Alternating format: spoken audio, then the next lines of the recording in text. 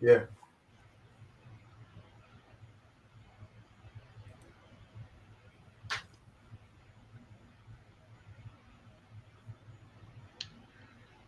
Okay, big family, we are here. Make sure you are connecting to this one-on-one exclusive with Elder Robert Headley.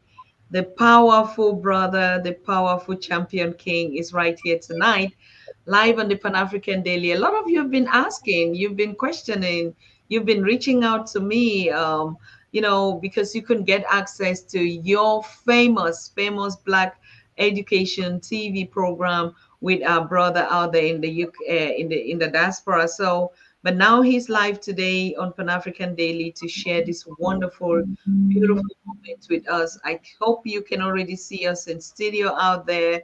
And I love this. I love this platform. People are already connecting without even the jingle. I mean, this is great. This is wonderful. This is the spirit, my people. So while you're connecting, make sure that you're already sharing. You can see our Mr. Handsome is sitting right there. The king is already in place and he's going to dish it to us like we already know. So, yes, connect and let's carry on the You conversation. are watching the Pan African Daily TV with Dr. Susan Tata.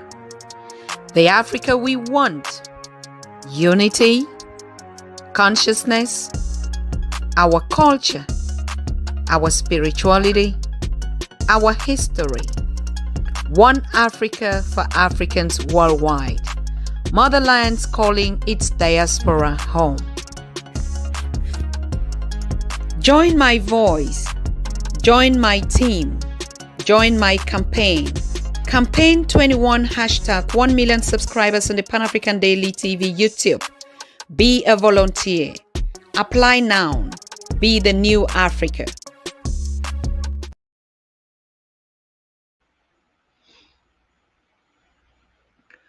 Wonderful people, wonderful family. Thank you for joining and connecting to the Pan African Daily TV tonight. As you can see, the images are already chopping. So, but you saw Elder Robert Rodney of the Pan African Re-Education TV. He is really here to share a wonderful time with us. He says, he's been away for some reasons that he's going to explain to you. And so I do appreciate if you're reaching out to one another in the Caribbean, on the continent, in all the islands, in the American, in the European setup. We want to actually touch base with Elder Robert Headley. I mean, the powerful man that has been giving us a lot of education and mentoring about where is actually the heavens that we're all looking for in the skies. Where is it located on the geographical space? And through some very useful research work that he's been doing in the past, made us to understand that everything is located just at the foot of Mother Africa, right there in the middle point of Africa. So I want to thank all of you that are joining this conversation for tonight. And please, like I said, you remember our meeting in Germany this year.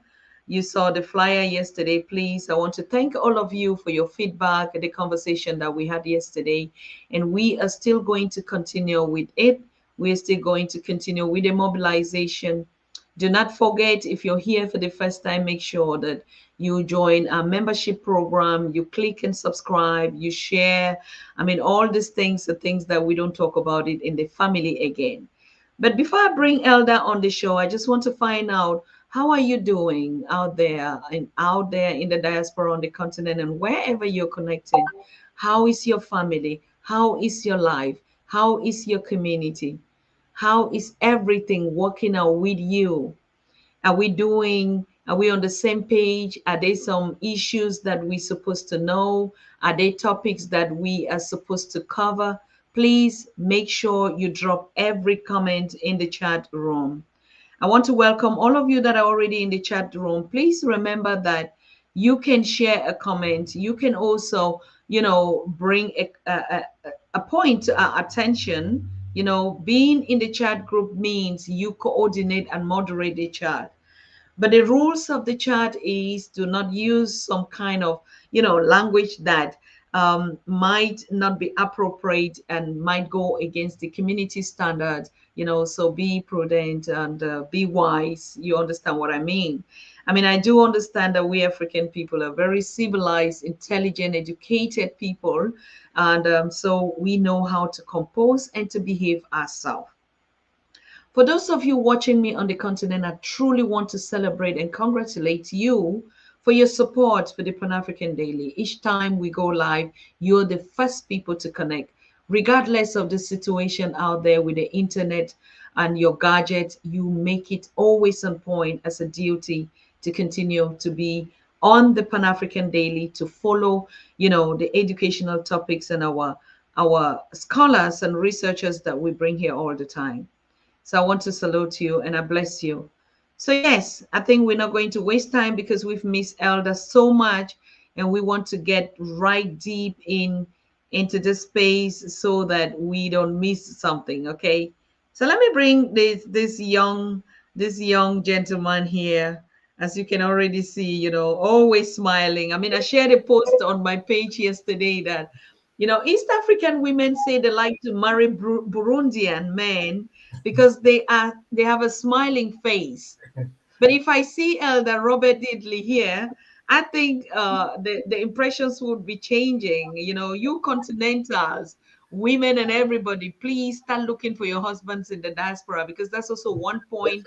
It's one of the biggest projects that we'll be realizing here on the Pan African Daily, getting you get married to our brothers and sisters also here, so that we can connect and build powerful families out there. So make sure you drop in at any time you're looking for your bride, your groom in the diaspora, your wife. Please, we want to connect on not only through our educational space, but also building perfect families on the continent and the diaspora. Okay. Yes, maybe we're going to give birth to the new children coming from that way. Elder, over to you. Thank you. Thank you, Dr. Suzanne, and it's a pleasure to be here once more. I want to take the opportunity of greeting you for this glorious opportunity once more, and to greet all the kings and the chiefs and the leaders on the continent who are aware of this awakening and is participating in the process of this awakening. Yes, it has been a good long time. I was checking, it was a couple of years. It looked like it passed by so quickly. And people still continue to contact me through that first show that we had back in the days. And so I'm here and delighted to be once more here to share whatever I can share to help our people to wake up to this reality of who we are and feel the pride of being who you are as a Bantu person. Hallelujah. Yes. I mean, Elder, it's like just you said. I mean, my phone doesn't stop ringing. If there is a TV program, I mean, like all of us that are on this journey of learning and educating our people and connecting our spaces, if there is one huge program that people follow so much, is the Black Re-Education TV. I mean, I'm really amazed and impressed by your work. The more feedback when people contact me, they want to get contact to you, they want to get access to you. And even when you were absent for all this while, people were so worried. I mean, from the continent, in the Caribbean and everywhere, like, what is going on with Elder? I mean, tell me the magic. What is it that you do to our people, my Elder? It is for the first time we are connecting the Bible with the reality on the ground. Yes. Especially this current series is no different to the one I did with Africa is the Holy Land. This one is the pirates who came to the Caribbean. And so we are re-examining the story of the slave trade and the things we're finding out. It was last night, I was on part 11, and I go to do the conclusion. And every time I type the conclusion and I try to save it, it disappeared. I said, this is not right. I type it again, it disappeared. And then I said, oh no, I need to be continuing. And lo and behold, as I continue today to prepare the show for tonight, which is going to be in another 2 hours or so, the information that came out is amazing. You see, and so what has happened is that people are connecting the Bible with this conversation, which is very important because the Bible for us had meant a lot to us. We actually believed nearly everything in this book. Of course, there are some things that have been twisted, but the Bible is coming alive through Black Re-Education TV. But that's not without some of the situations that have developed. And so in the midst of all of that, there'll be those that will come on the inside and try to take down Black Re-Education from the inside. And so we had an unfortunate incident where I had to be off the air for 90 days because somebody came in and they did what they needed to do and they managed to get us off the air for 90 days. But we're still here. We're here and we're here to stay. Sunini is going to do what he has to do for his people. And we're waking up. Yeah. Ashe, Sunini Nanini. And do you want us to open the session just by, recognizing the presence of the Most High here? And before we go into the main conversation? Yes, it will be glorious. It will be glorious. Hallelujah. Father, we thank you tonight once more. We thank you for Pan-African Daily TV. We thank you for the staff. We thank you for Dr. Tata. We thank you for this platform where your people can come and hear and understand and participate in the process of awakening and coming back to the understanding of who we are and where we need to be at this time in history. And so we ask that you will watch over us, protect everything that we do, everything that we say, so that there will be no fault for those who would want to come and intervene and interrupt us to have a way. Watch over us and lead us in the path tonight, and cause your people gathered around the world, in every country, in every continent, in every sea, whether it be an island, wherever they are gathered tonight, listening to the show, that you will cause them to be connected with you and connected with the program that you are involved in, of waking us up and taking us back to the continent, the richest continent on earth, that which the nations need to survive. Without Africa, there is no survival on earth. And so, Father, help us to be a good custodian of this continent and continue to open the doors for your people to return home. This is our prayer. We ask these mercies in your name. Sunini Nanini. Hallelujah.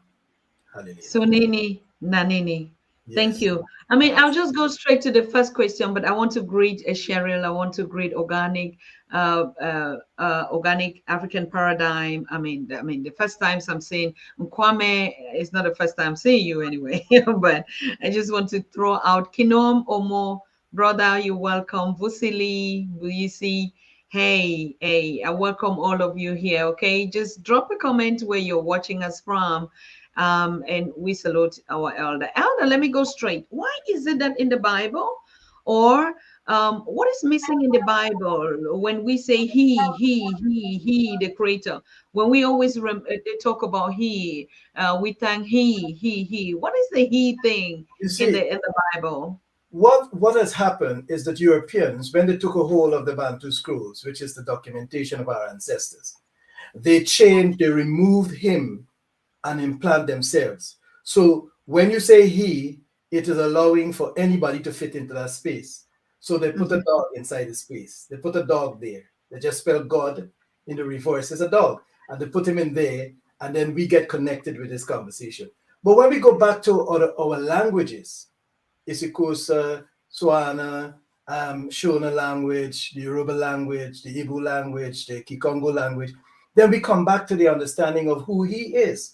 He is the creator, and we know him in a language that is peculiar to us, and they cannot pronounce his name, so they replace him with a he. You see, some places they put I am that I am, so that because every time you pronounce that or enunciate that name, it is worship, and they don't want to worship him, so they replace him with a he. You see them doing it now in society. They say, oh, we don't want to say he, she or he, we want to say it or that, or them and us, and that kind of story. They want to remove the person, you see? And so that is the reason why you got a lot of he said, instead of what is his name. They don't want to pronounce that name. because that name constitutes worship. And that is what separated us. That's how they get to separate us from our spirituality. It broke us because who is he? Because when you read the scripture, you say, and he, who is he? And then when you go connect with the he, they put a dog inside the space and reverse it and call it God. You see, this is what the nations have been doing to us all the time. Okay, please, people, get this straight. Get this straight. Dog is the opposite of G-O-D, and we have a D-O-G. Yeah. So, I mean, like, if you're not getting it, it is a D-O-G. It's a D-O-G turned to G-O-D. They just reverse it on us, and then we connect with it because of the spirituality that is contained in the writings of our ancestors. We connect with the spirit of that writing, but not with the changes that they have made. And so the Most High, that we say Most High, what he does is that he ignores that which they have done and see the heart and the spirit with which we are connecting. And so he answers our prayers. But the reality is, who is he? You know, just imagine your daughter or your son comes up and say, she. Good morning, she. You know, or good morning, he. You know, it don't make sense. And so it is this, we are trying to sort out and bring back the real names and words into place. And we're on a journey. It is not completed. I know there are those who will say to us, oh, his name wasn't Abraham. We understand that because we're going to get to the right names, just like his name is not Jacob. And now we know it's Akobi. And so we're going to get to that place, but we are on this journey. So join us on this journey, Pan-African Daily TV. You've got a part of this journey. You got a piece of the puzzle. I got a piece of the puzzle. Dr. Arikana got a piece of the puzzle. King Bugani got another piece. King Joshua got another piece. And we are bringing this piece together so that the whole world will know who we are. And you know what? We're taking over the whole world. The world will not know any peace. It will not know happiness until the children of Sunini Nanini are in charge of everything again. Then there will be true peace. Powerful. Children, did you hear that? Say yes, Papa. Yeah. Okay. As a matter of fact, what I said came into this purpose because we know from the spirituality or that, I mean, it even shouldn't have a name because it's a creator, it's a two-space, and shouldn't even have a gender. I don't really know. So the he is in this personality of patriarchy in the Western sector of, you know, bringing this position. And so you would never hear that it was a she or it is Sunini Nanini, as we know from the context of our African spirituality, that we are oneness. We just one. And this oneness is not about a he or a she. It's a one being that all of us come from that. Am I correct to say that? Because it looks really like. Absolutely right. You see, that is why it was imperative that when Adam and Eve were made, they were one. They were one. Mm-hmm. And he called their name Adam. There's no separation, no division. And only for the purpose of procreation, they were put into that situation. But if you look at the plant, like I did a series on the plant, lessons from the plant, the rose, in that single flower, there is male and female. And then the stamen and the stigma, the ma is the stigma, that's where the ovaries will be. And the stigma, the stamen is the man side of it. And that stamen fertilizes that stigma right on that plant. It doesn't go over to the sunflower, it stays on the rose, you see? And so in that one plant is male and female. There's a lesson from there. It never changed. But when we come out into this space now, people are now making a distinction between the man and the woman, and this one is more superior and this one is less inferior, and they got this conversation. That is not what we as on the continent had it as. This is a European construct. That is very true. You know, what is a situation in which you will find every particles of divide and rule, always putting some, you know, boundaries in everything, whether it's in terms of gender, it's in terms of hierarchy or systems, everything. But in where we're coming from, as the origins. We of course do had that, but did we actually could divide in such a way and put some people on top and people around, and now we're going about and hearing that we're the ones that are even the primitives that don't even know how to organize and rule ourselves and manage ourselves. Yeah, you see, and because we have left the ways of our ancestors, this was known to them. They lived this way. The woman is important as the man. The man is important as the woman.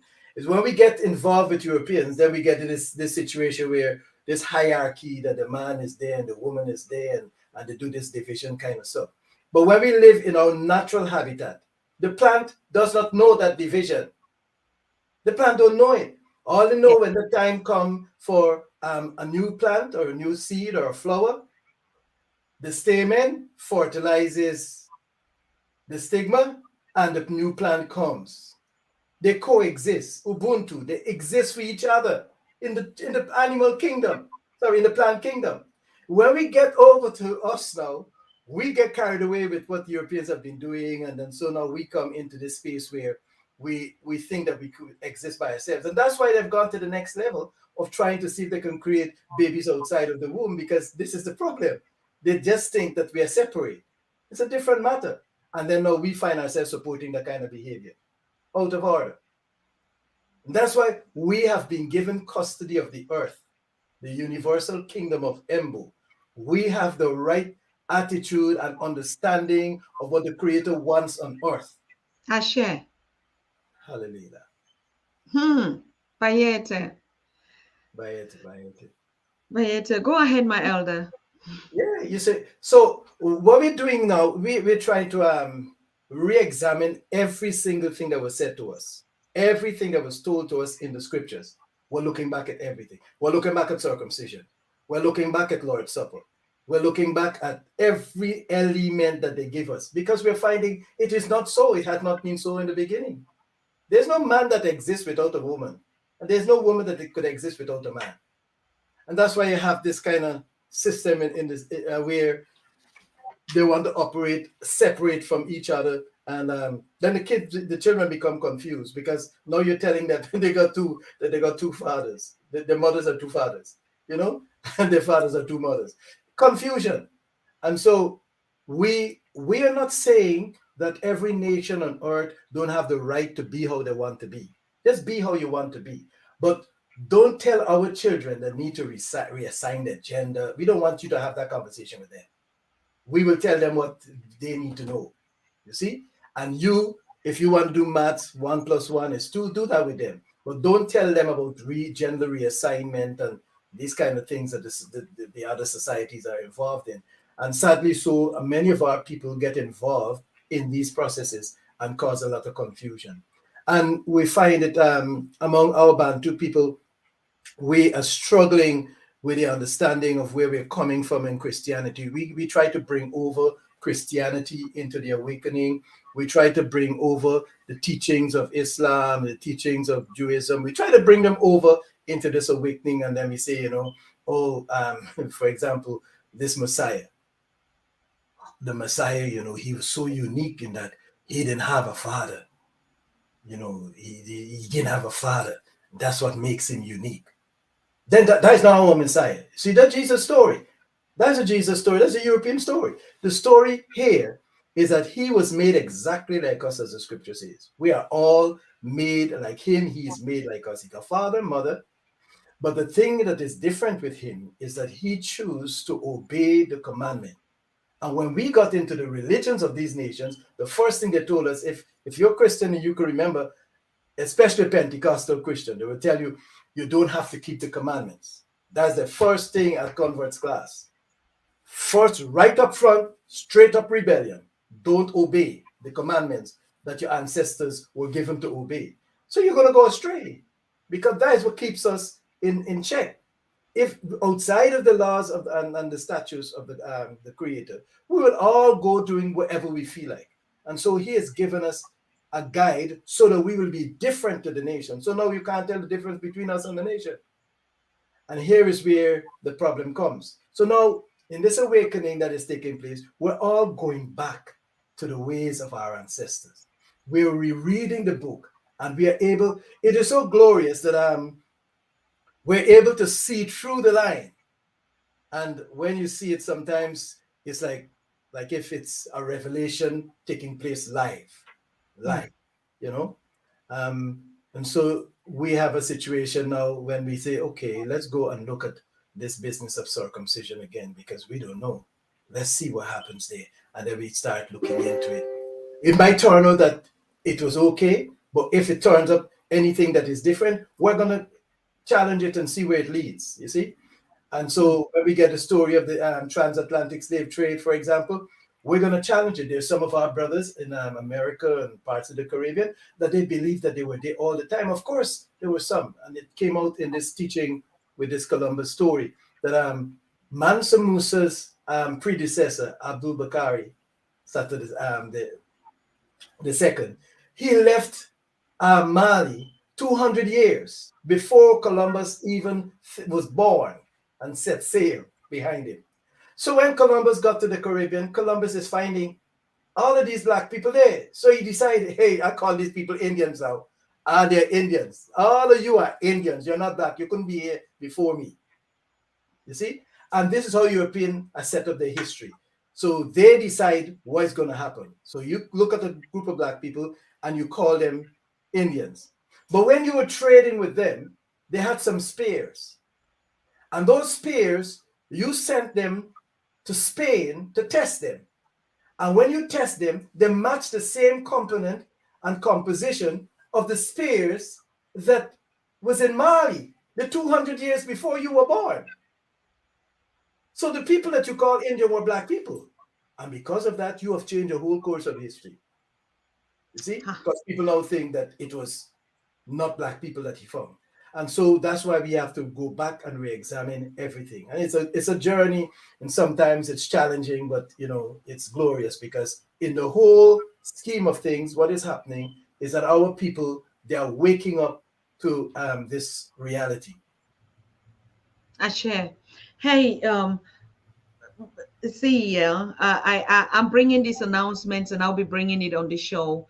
Please make sure we are connected, not just only to learn, but also spiritually. We have to intermarry.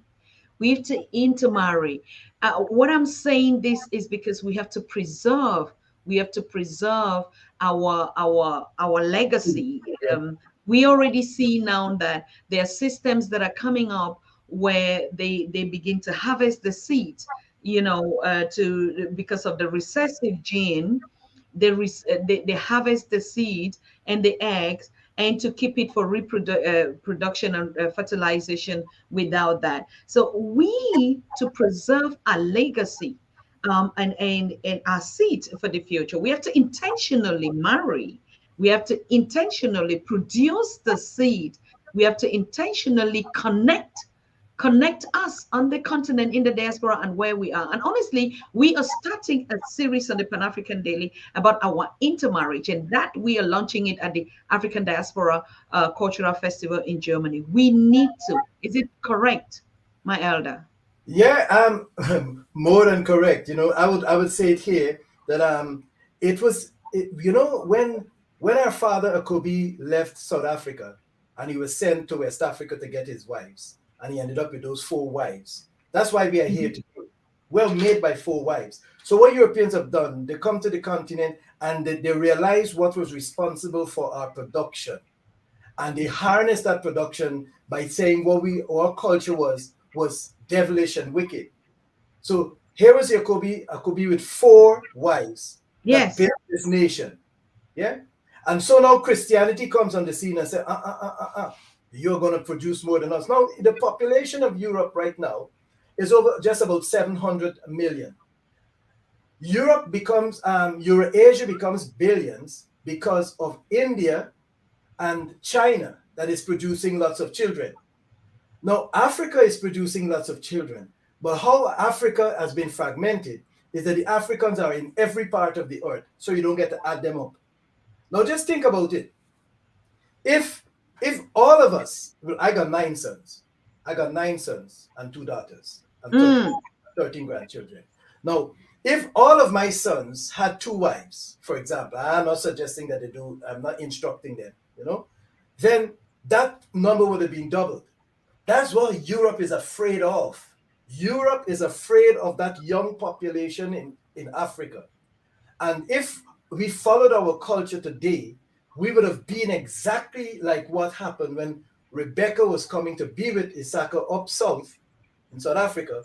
She was told, go be the mother of thousands of millions. 1,000 and 1 million is a billion. So it's not, it's thousands to say. Let's say 2. So 2,000 and 2 million, that is looking like 4 billion, 2 billion, right? 2 billion. So 2 billion people coming out from Rebecca alone. That is what the Creator wanted. He said, multiply and let your kind fill the earth, because we know that you are just people. You are going to protect the resources of the earth. You are going to protect the environment. You must be here in more numbers.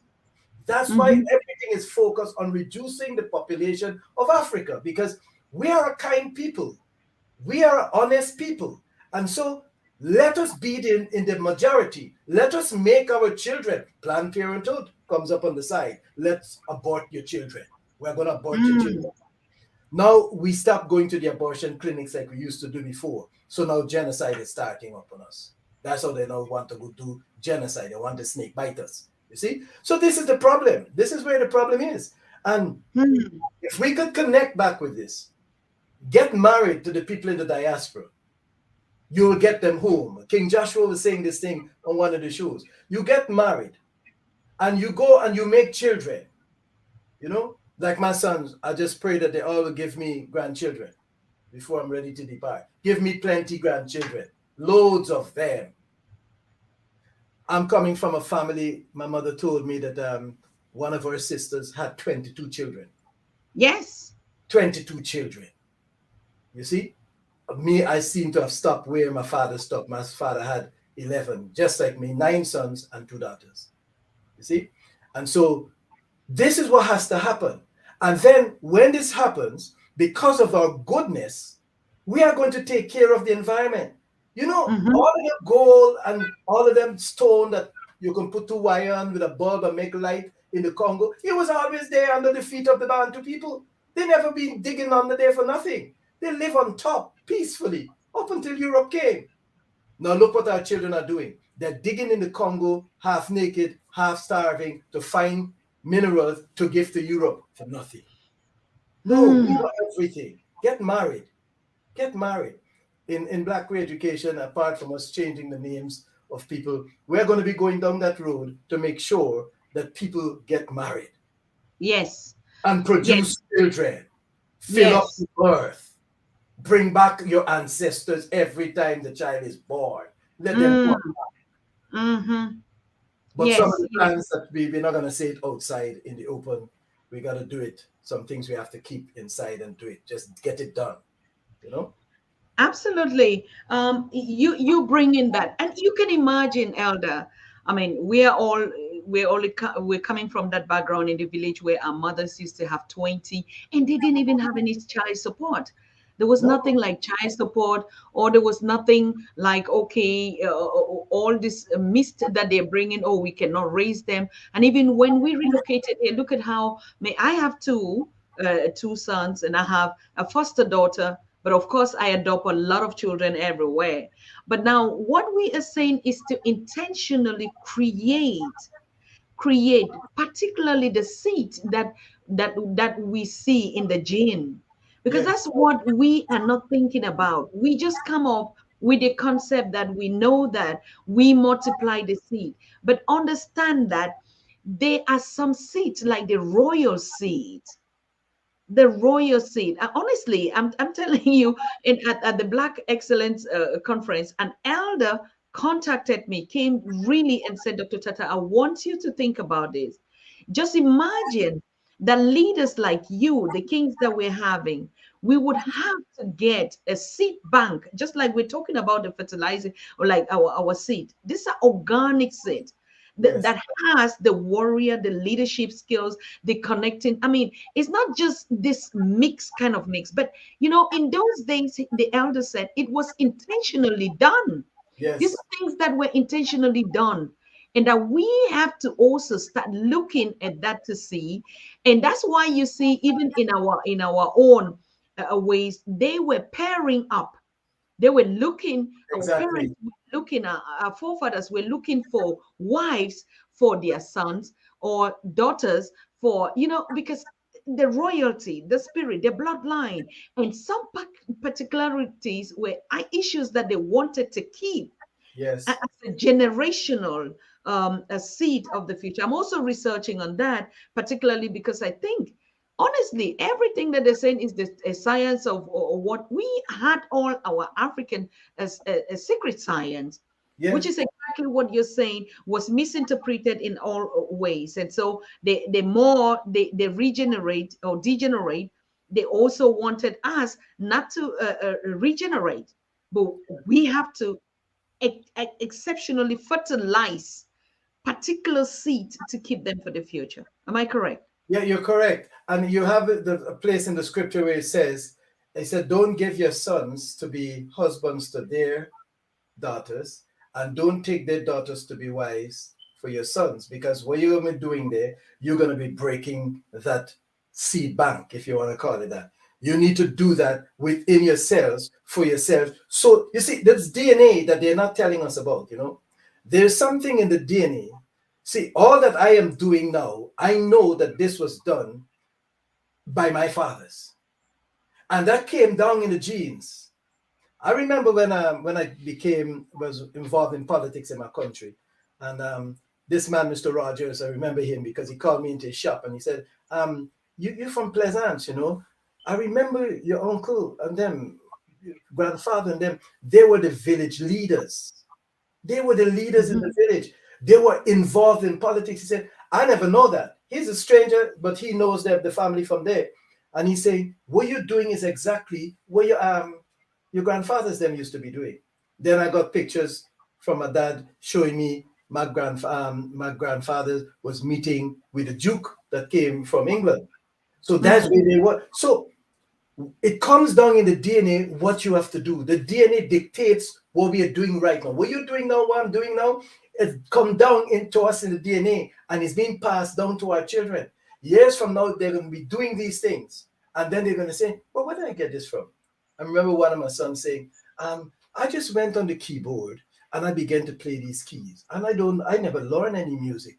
And then when I see you, because he grew up in America, right? He was born there and he grew up. He said, when I see you on the keyboard now, and then say, okay, that is how I was able to go to this keyboard. But I saw my auntie doing it. My aunt was teaching me to play the keyboard. And so it's come down, the music come down in you, your purpose for life comes down in the DNA. It's transmitted. The data is held and it's passed down.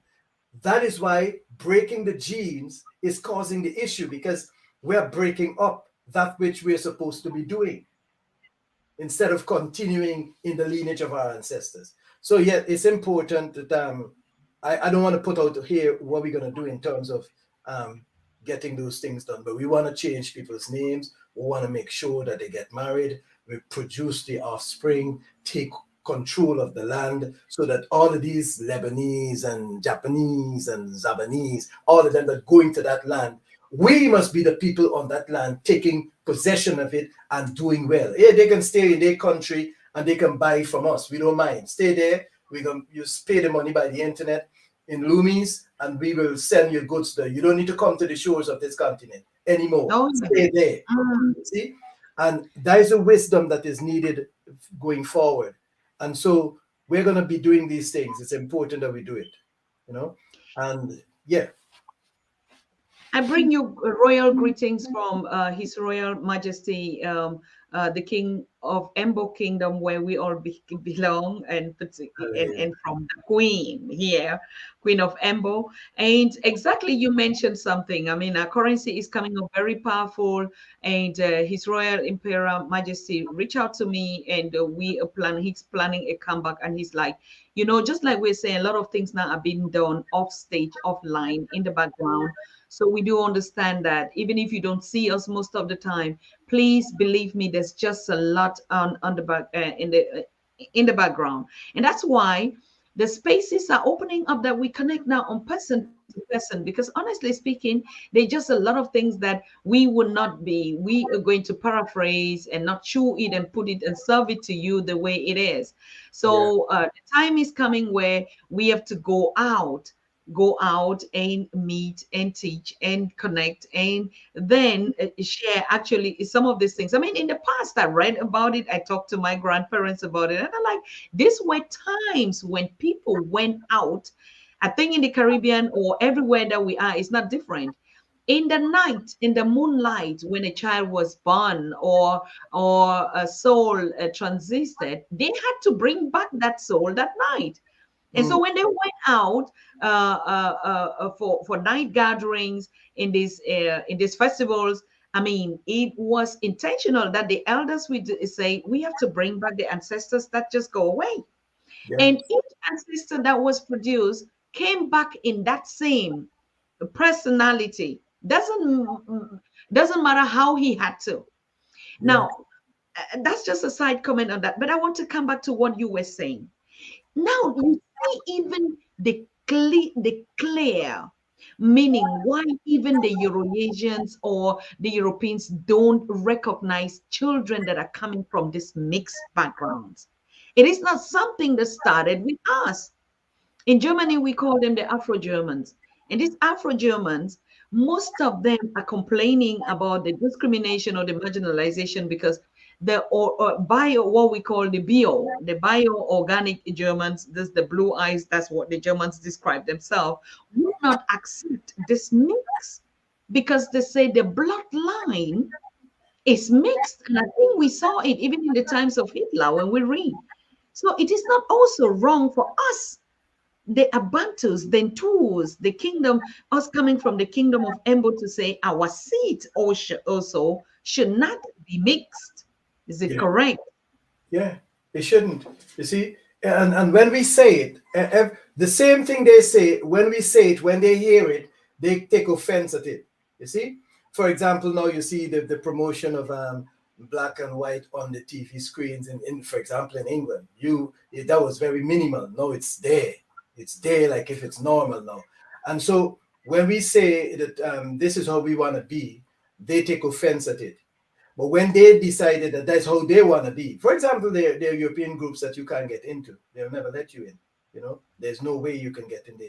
Even in just simply communities, you might not be able to go live in, right? Now, the difference with us is that we don't do that from a racist point of view. You know, we do that because this is who we are. We want to be with who looks like us, right? Not because of race. And so they struggle with understanding that we are different people. And when you mix up the story in that manner, you can get things coming back. And those children struggle a lot. I see them struggling in British society because of the mix and so on. But on a whole, it is not wrong for me to want to be with somebody that looks like me. It's just to be natural. Let it be. You be with but the problem comes when we're going to be horrible to each other. And one of the problems that is causing this is that Europe has never sat down as they sat down together at the Berlin Conference of 1884 and decide to carve up Africa and the consequences of that carving up. They have not come back to sit again and say, you know what we did was wrong. And as a group of us that did it, we need to come back and say we are sorry for this thing. And then we could start the process of healing. We are going to repair it. You see, they have not done that. They don't want to do it because I say, in my view is, if you don't apologize, it's because if another opportunity arises, you are going to repeat that behavior because you have never apologized for it. You see? Because somebody's going to say, but you say you were sorry, but look, you want to do it again. Oh, yeah, you know, I'm so sorry. Let me pull back again. But when you never apologize, you say, so what? I did it before. I never said sorry. Let me just continue doing it again. You've got to come together at some point in history. They will be made to do it very soon. Come together and say, we have wronged you people. And we are sorry for what we have done. We're going to do everything to repair it. And this is what the scripture says. He will make them do it. And they're at that point. But I know I've deviated a little, but some of the brothers on the continent as presidents and so on, they don't understand this. And so they're facilitating them again coming back without apologizing for the evils that they have done. And they're signing deals again with the same people. You know, you stole my cycle and then you come back watching at my car to steal it. And I'm going to sign an agreement with you. You're a thief. You're going to thief again. You know? And so time has come in history for those who have been wronged to receive recompense, repair for that wrong. And those who wrong them must be man enough to man up and say, we have done this. They can't just go around the globe saying they will never apologize. We will never apologize for what we did. Then don't come near to the continent. Don't come there. You can only live with the riches of this continent. Stay away. Since you don't want to apologize, stay away. Let us stay with our people. Black marry black. Please, marry them plenty. Produce plenty more. Bring back the offspring. I remember the first time I stepped into my uncle's house in England here. He's late now. May his soul rest in peace. And I put the door. And I saw the man, and I back up, you know. I said, why is my father sitting in this chair still? My father's supposed to not be here. He's dead. It's my uncle I'm watching at.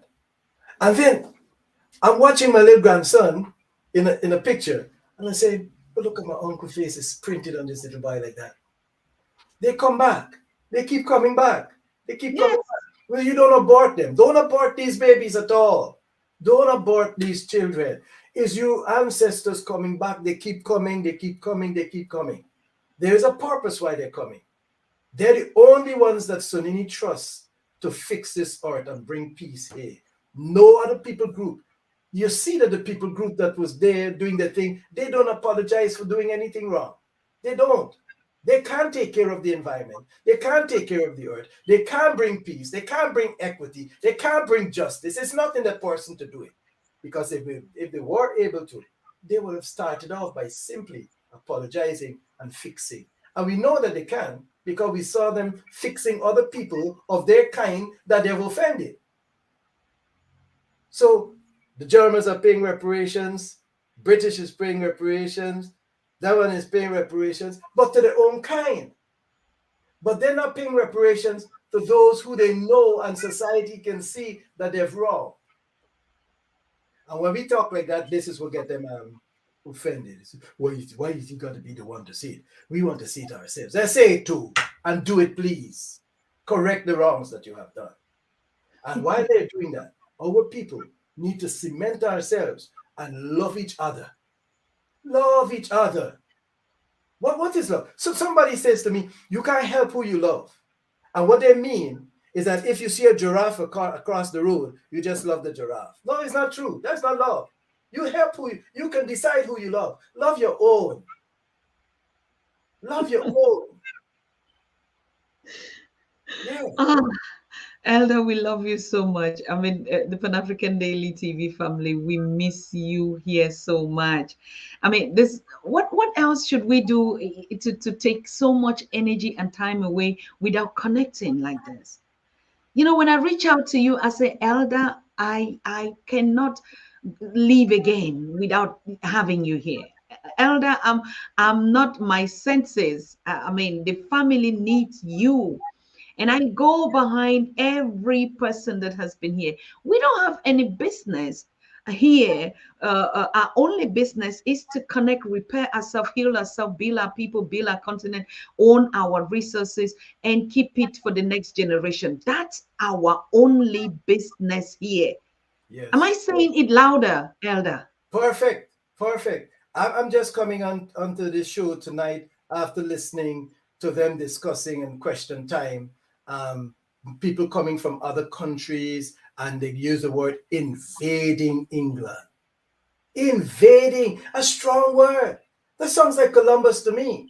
And Europe has not apologized for Columbus' behavior on Africa up to this day. And in the Caribbean that he invaded, he saw people there. You see? But they use the word invaded because a couple of our brothers and sisters are crossing the channels and they're coming into Europe because they think that there is life in Europe, so they're coming here. These Europeans did the same thing years ago, and they were brutal in their approach. These people that are coming, they're not coming to terrorize. They say, oh, we think that we can get a little bit of money here so we can send home back for our people. And you call them invaders, right? Now, if our people understand what is happening on the earth right now, if Europe could get Sub Saharan, or the whole of the Holy Land, minus its people, Europe will give you all of Europe and go to Africa. And if you want to exchange your land for their land, they will willingly say, okay, take, we go. All the wealth is there. All the wealth is there. So it's leadership on the continent some of them are trying to wake up, who have this wealth, didn't know why it was put there, cannot value it the way they should value it. For example, I see coals going to Germany from South Africa, coals. But South Africa is in blackout. But it's the same people that say to us, oh, global warming, oh, climate change, don't mind your coal because you're polluting the environment. 2% pollution comes from Africa. The rest is from Europe. But Europe is now buying coal from Germany because of Russia. You see? Because they can't get the one from Russia. And now Africa now is taking her coal, South Africa, and sending the coal to Germany, and while South Africa is getting blackout. Come on. Charity begins at home. That's what my mother teach me. If you can't love your brothers and sisters in this house, don't tell me that you love somebody from outside the house. Please, it's not true. You could help who you love. Love your own. Look after your own. And when you look after your own, then you now put yourself in a position to help others. And that's how our kings operated. A king was not a king just because he's a king. He could not have poverty in his kingdom. So when he kills every day, if it's an oxen and so many sheep, it's not that he could eat out of that. He's giving it to the people around him. Is everybody eating at his table? But somehow that now translates, whatever I have is mine. It belongs to me. A greedy. That's me. It looked like France. You know the image of France. I don't know if you ever saw that image. A big, burly, fat France sitting down, and a slim Africa is feeding him. And he can't even get off the ground, but he's still eating. Come on. We can't be like that. That's greedy. We got enough on the continent. Look, the brothers have found that stone, that one stone, you take 2 pieces of wire, negative and positive, attach it to the bulb, and put it on the same stone, 2 different points on the stone, and it produces the light. Hey, these people coming to collect this thing to make electric car for the 4th Industrial Revolution. Where are they getting the resources? Africa. But Africa is not even in the 1st Industrial Revolution properly. All because of our leaders, trained by these people, and now the people using them to control us again. So, in my teaching, I would say that these leaders have to fall. And I really do believe.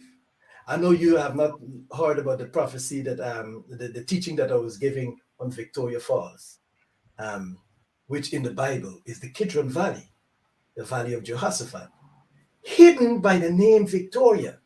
That's why Livingstone got there and he put her name on top of that falls to hide the fact that this is a valley of Jehoshaphat, or the Kidron Valley, inside the Bible. Because if you know that, you know that that is a place that the Creator will sit in judgment against the nations.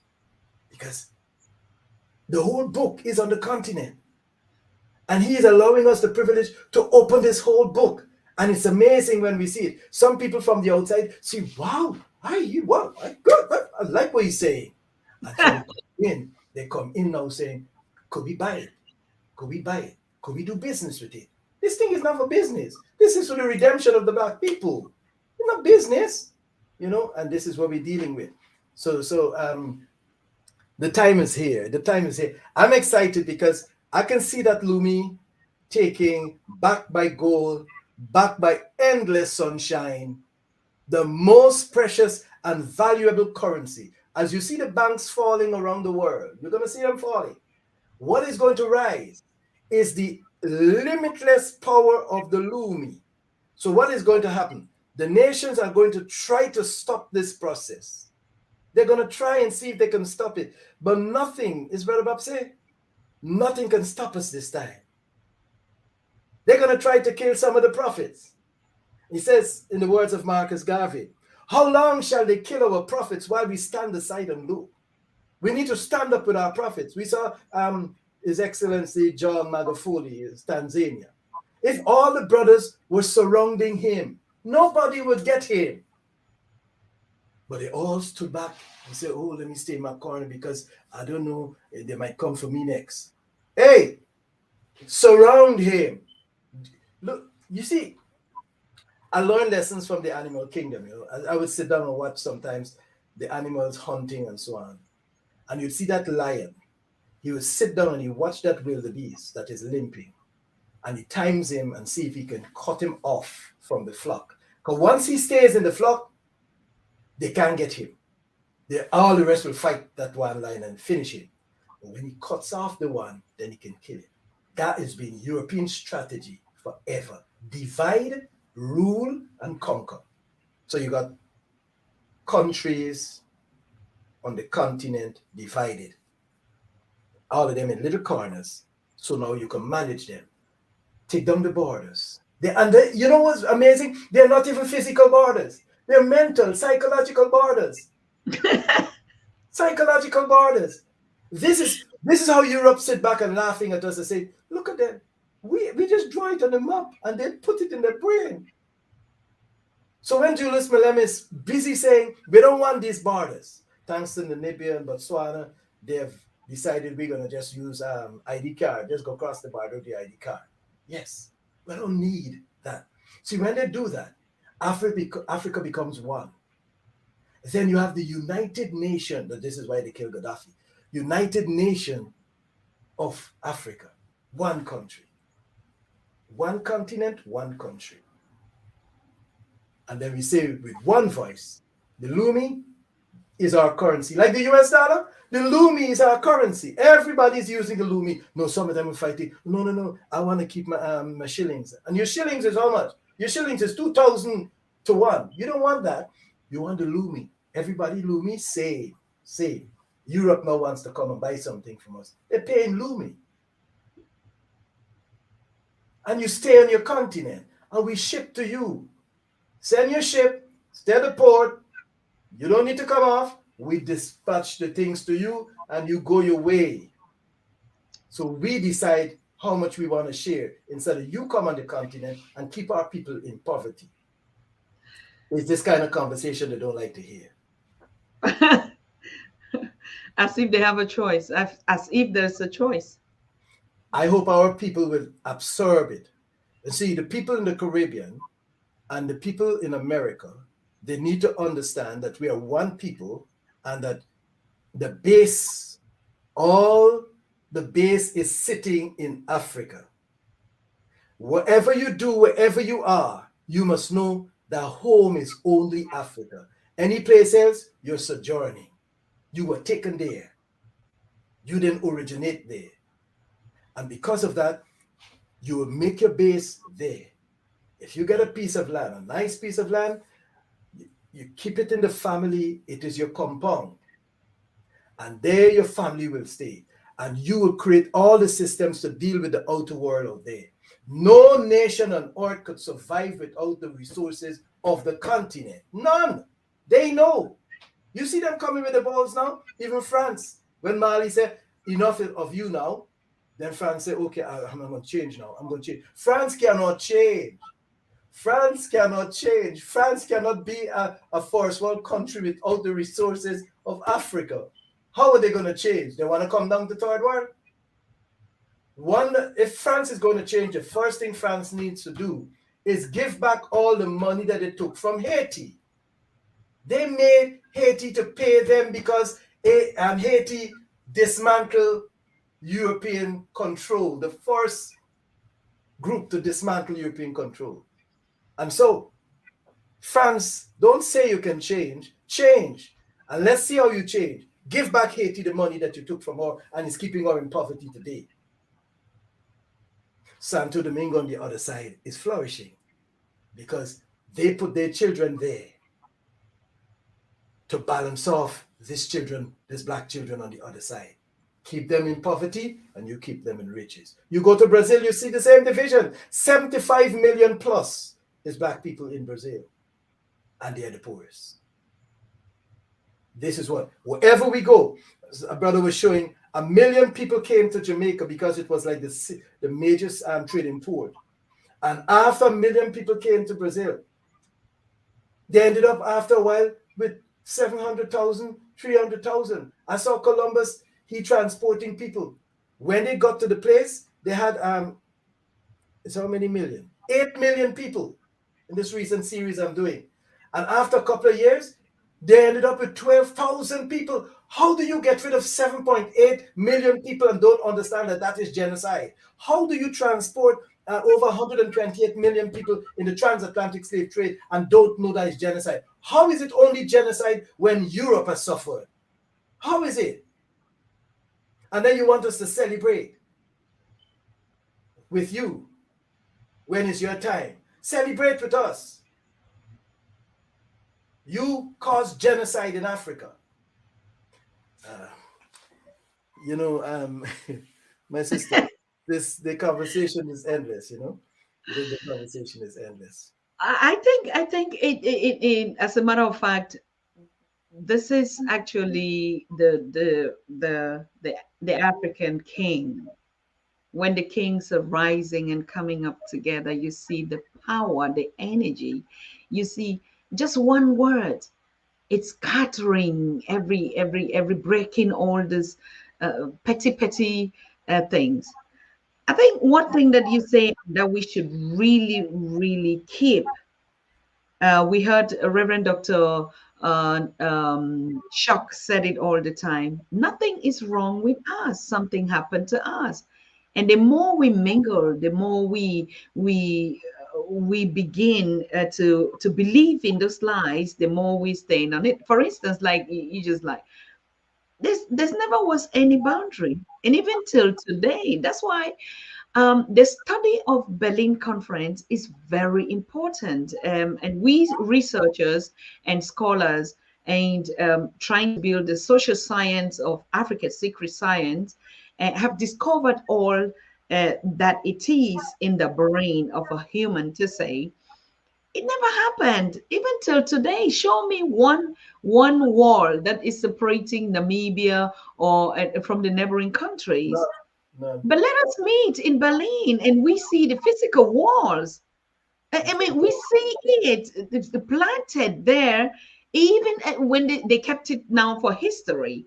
And we are going to do that tour, 2024, the Berlin Conference. We're going to go and I mean, this is a historical cultural study tour, okay? Because sometimes when we don't visit the spaces and actually be on that ground to say, but wait a minute, let me look at what a wall or a division, a boundary. We coming from the Bantu, we know that even in our own traditions, when we say that we had neighbors and boundaries, we talked about the rivers. It was the rivers or the hills that actually divided us to like that. Until today, you go, you still have the river Zambezi and all those rivers in place. Apart from the fact that they just drew some things that we cannot even manage to say which one is which one. And you can imagine you take a country and chop them into pieces. They speak the same language, they eat the same food, they wear the same clothing, and that mind is there. Apart from you insisting all the time and say, no, you are not together. People that intermarry for years and centuries have children, have blood that is connected. within the tribes, within the kingdoms, and move from one a kingdom to the other. And you think you can come and put a map on the ground and separate them? What about the blood, the genes, the DNA? What about that? We cross rivers in the village to go, and we would say, okay, we from the Bamingi people and the Widikum people in the same clan. Our forefathers would tell us, look, we are divided here by this river, and the rivers were divided just because of the farmland. That was even just it. The farmland, starting from here and to the other side, the people of Widikum were to continue feeding from here and their cattle and feeding for their own household, their community. That's how we were divided. That's how we control our kingdoms. But it was not in the hate that you would see. So if your cattle would cross my own, to eat on my crops on the other side, that's where you will see our own small petty quarrel and trouble coming together. And the argue was always, oh, your cattle have crossed my boundary to eat my own crops, so I don't have much crops left to feed my community and my families. That was how we quarreled, we argued, and that's how our boundaries were, because of our land, because of our cattle, because of our properties. But there was nothing like, oh, this is me because passport. Country, and that, isn't it? And so, you see, what we are going to eventually return to is the ways of our ancestors. It is the way that we live. We have to go back to the ways of our ancestors. Forget those European borders. Because look after all of the 1884 Berlin Conference, and still those borders are standing there as a means of separating us, to the point where we can say, you are intruding. You are invading. You don't invade. There's another room, like Julius Malema said. I come from one room in the house and go to the next room. You tell me that I'm a stranger in this place. I just come from one room in the same house, go to the next room, and you're telling me I'm invading. You are the invader. You don't belong to no part of this house. But you have created a system that makes me believe that I'm invaded. You see? And until we break those cycles, those are still the mental and physical blocks that we still have in place that need to be broken down. They need to be gone by yesterday. Don't know why they still exist. And it exists because of the pride of some of our leaders. They want to be president. They want to be president. They want to be president. They want to be prime minister. They want to be selfishness. Elder, brother Respan or a sister is bringing this, and it goes back deep into the Bible. And because when we study and begin to understand it in an African perspective, I don't think we'll have a problem. Like when he said, even Abraham and Lot, when they separated, they didn't say, oh, you go your own. It was always about, anything that came to us was always about our land. He said, okay, from here now, brother, this part of the land belongs to you and your family to feed your cattle and to raise. And this part of the land, and you see how boundaries were curved, not boundaries, but it always was about the leadership and our economic goods and which family, so that everything was proportionate in a way that we could all, feed our communities. It was always about the spirit of feeding, of nourishing our community, of building our community. I am a village girl. I grew up in the village. Of course, I went to the city, and the education of the village, the compound, the knowledge, how our ancestors were moving with their cattle from one place, what kind of dispute they had, you can see it all written and in the book. Always started out. You see, I was thinking about the same example you gave when Abram and Lot went up south when they came from West Africa, and they went out to South Africa. And then he met the children of Canaan down there, the Hittites, which is what the Europeans call derogatory Khoi people. And he met them there, which is the Hittites. And so when Lot was feeding, because Lot chose the plains of Jordan, right, and in the direction of Sodom in the north, And Abram said, look, you go this side, I'm going to go opposite. But if you need me anytime, you call me, I'll come. You see? Yes. And don't let's make any trouble with the people in the land. The land is big enough. Let's feed or let them get the place for feed and we get our place for feed. Then they call Abraham and say, look, Lot is doing the same thing again. He's letting his animals come in here. Abraham said, Lot, you can't do this anymore. You're creating problems in the space. We got enough space here. Don't go in this space. And then create a little artificial boundary with wire, right? Now Europe come draw it on the map and say, this name is Botswana. This name is South Africa. This name is Namibia. You can't go over there. You got to get passport to come over here. If you come over here, we shoot you. We never live like that. We don't know that kind of behavior. That's criminal. And so we adapt the criminality of the Europeans. And so now we are struggling. So the mother is in Namibia and her relatives is in Botswana. It's one family. It's one land. You know, the only difference is the house. That's it. And so we've got to break this now. We've got to break this, and we have to break it very quickly because that's a marker for Europeans. They know for as long as we leave up those 1884 drawings on the map there in our minds, they still have the control. That's why they can come and talk to us. Equatorial Guinea, you know, I always like the example Dr. Arikana gave. Equatorial Guinea wants to have a conversation with China. How do you do that? It's like a giant, you're talking to, Jack is talking to the giant. You know, you can't. You need all of you to stand to talk to China because he's separate there, big. You can't go like little Equatorial Guinea. You want to make a treaty with them, with China. No sense. And so I think we're going to get there, but it's one of the things we don't want to do is misunderstand the Bible. The Bible is not a European book. The Bible is a European book that was made out from the Bantu scrolls. And we are able to correct it because of the DNA that is running in our veins. Because our ancestors wrote it, and therefore we are the children of those ancestors. We will interpret it. And that's what we're doing right now. So we can find all the locations. One day I will show you the temple, where the temple stood in the Kalahari. We're just fixing the drawings right now. It's there, you know. And so all of these places, when we see them, we're saying, the nations, they tried. They really tried. But we cannot live according to what they have put on the ground, the education system. We don't need that education that they're giving us. Our children needs to be hands-on. Them boys there, see them children that doing that little gold mine in there? They should be 2 days in school. This is just letting a little piece of the secret out, yeah? They should be 2 days in school learning the principles of gold mining. And then the 3 days, they actually do the gold mining.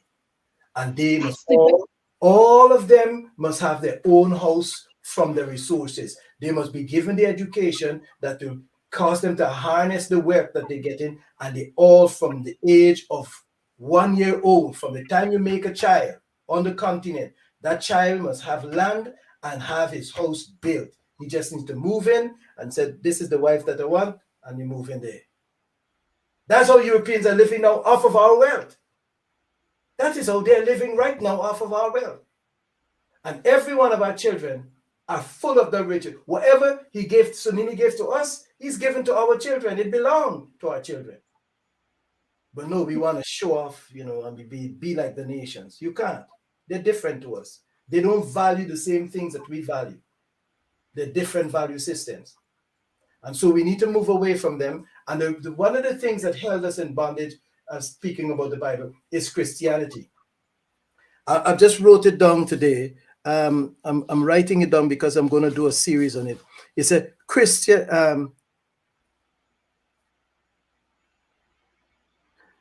Christianity enslaved the Bantu people. That's the topic, a series I'm going to do, to show how this Christianity was used as part of the enslaving tool. It is that thing that kept us not questioning the book, what they have twisted. Psychological operation. And so now that we wake up and we're questioning it, we're seeing these realities. It kept us in bondage. It kept us in rebellion against our father, our ancestors. We don't walk according to them. We were told that our ancestors were pagans and they were wicked men. They had 3 wives.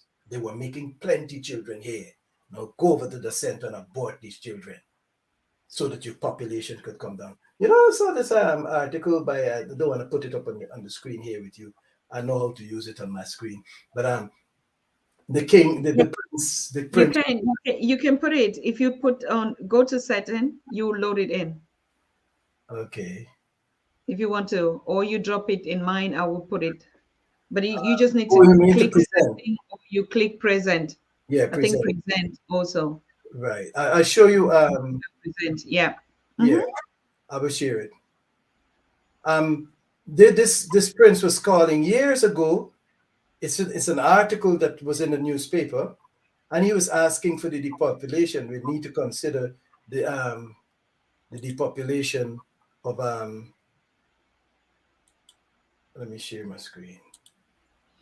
While you're trying to do that, I just want to remind the audience that we have to all understand. I mean, if you even just for the sake that you took my ancestors, if you looted my artifacts, which are my ancestors, and you keep it, and now you're even agreeing that you looted it, that your ancestors looted it. So why don't we think that they can steal everything, even the word that our ancestors wrote? So as a matter of fact, everything is, you know, like they say, a looted, a thief is a thief, is a thief, is a thief, is a thief. Yeah, it is. You know, and I when I come across these articles, I save them because they will come back to play after, you see.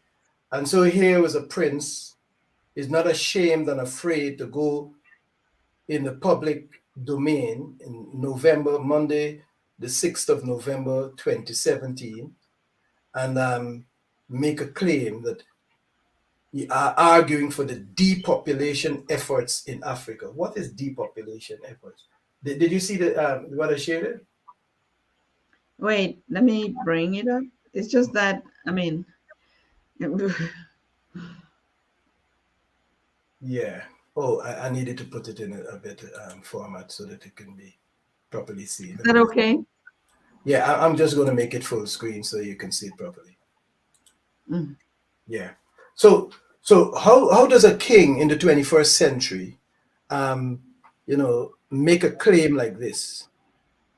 Argues for urgent depopulation efforts in Africa. That's a call of genocide. You know, that's a call for the reduction. That's depopulation. That's what it means. It's English. That's why some of us have to come and learn the English so we can respond to them. You see, urgent depopulation efforts in Africa. How do you begin to make a claim like that as a prince? You know, this is other people. And that's why the British Parliament today can talk about people are invading their country. This is the words that they're using, invading their country. How do you get to depopulate Africa? You got to invade Africa. You got to go in there under a guise, maybe aid, maybe medicine or something, and then you get to slip in something that will depopulate, reduce the population off. That's what depopulation means. And they're not afraid to speak in bold terms like this. You know, it's very unfortunate. Yeah, I can stop sharing that now. I don't want them to take too much of the interest.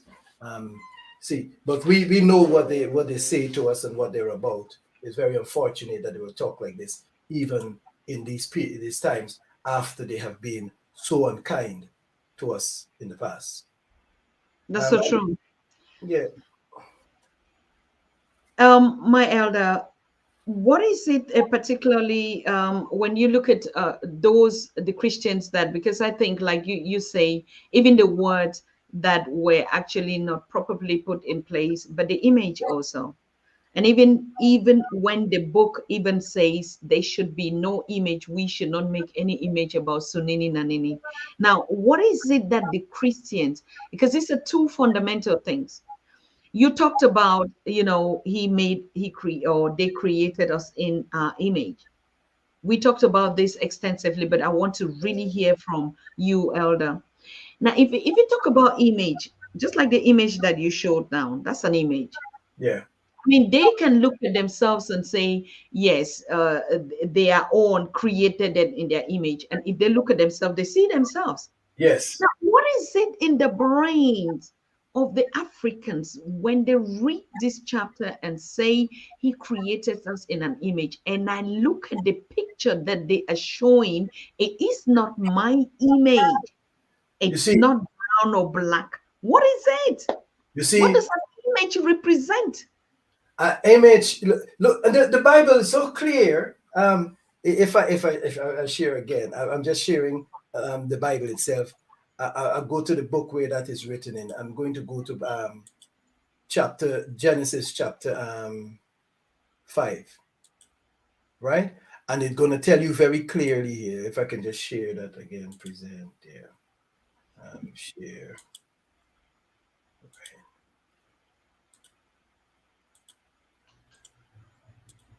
That's the scripture that I want to look at here. It tells you very clearly, in no uncertain terms, it says, if you bring it up when you're ready. This is the book of the genealogy, or the DNA. Right.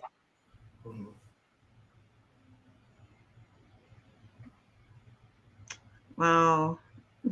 Okay. Now I think we'll go there. Yeah. It says here, it said, this is the book of the genealogy, or the generation, or the DNA carriers of Adam.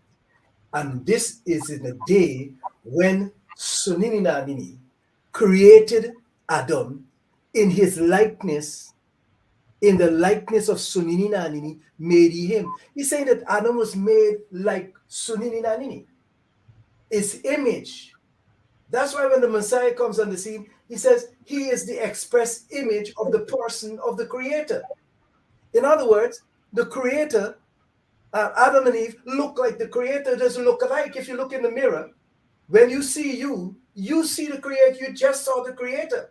Exactly. That's why when Philip said to him in the book of Acts, he said, is it book of Acts? He said, no, in one of the books, I think it's John. He said, show us the Father.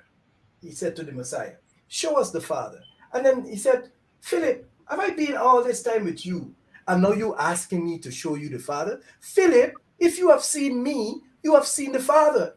I am the express image. I'm a look-alike. Every Bantu is a look-alike of Sunini Nanini.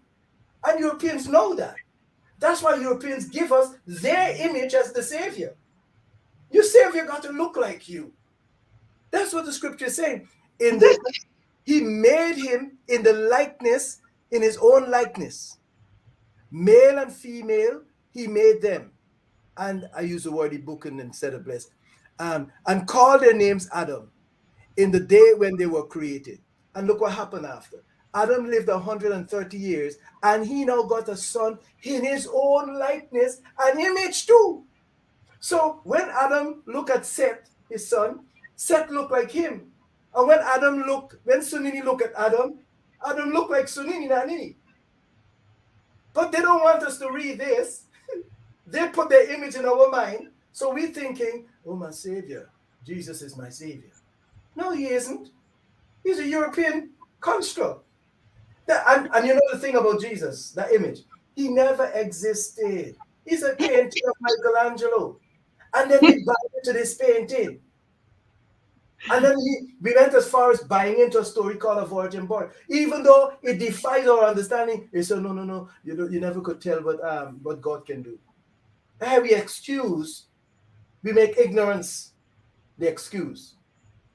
To get a child into this earth, you need the DNA. Now the books are open, we can talk like this. You need Y chromosome from the male and X chromosome from the female.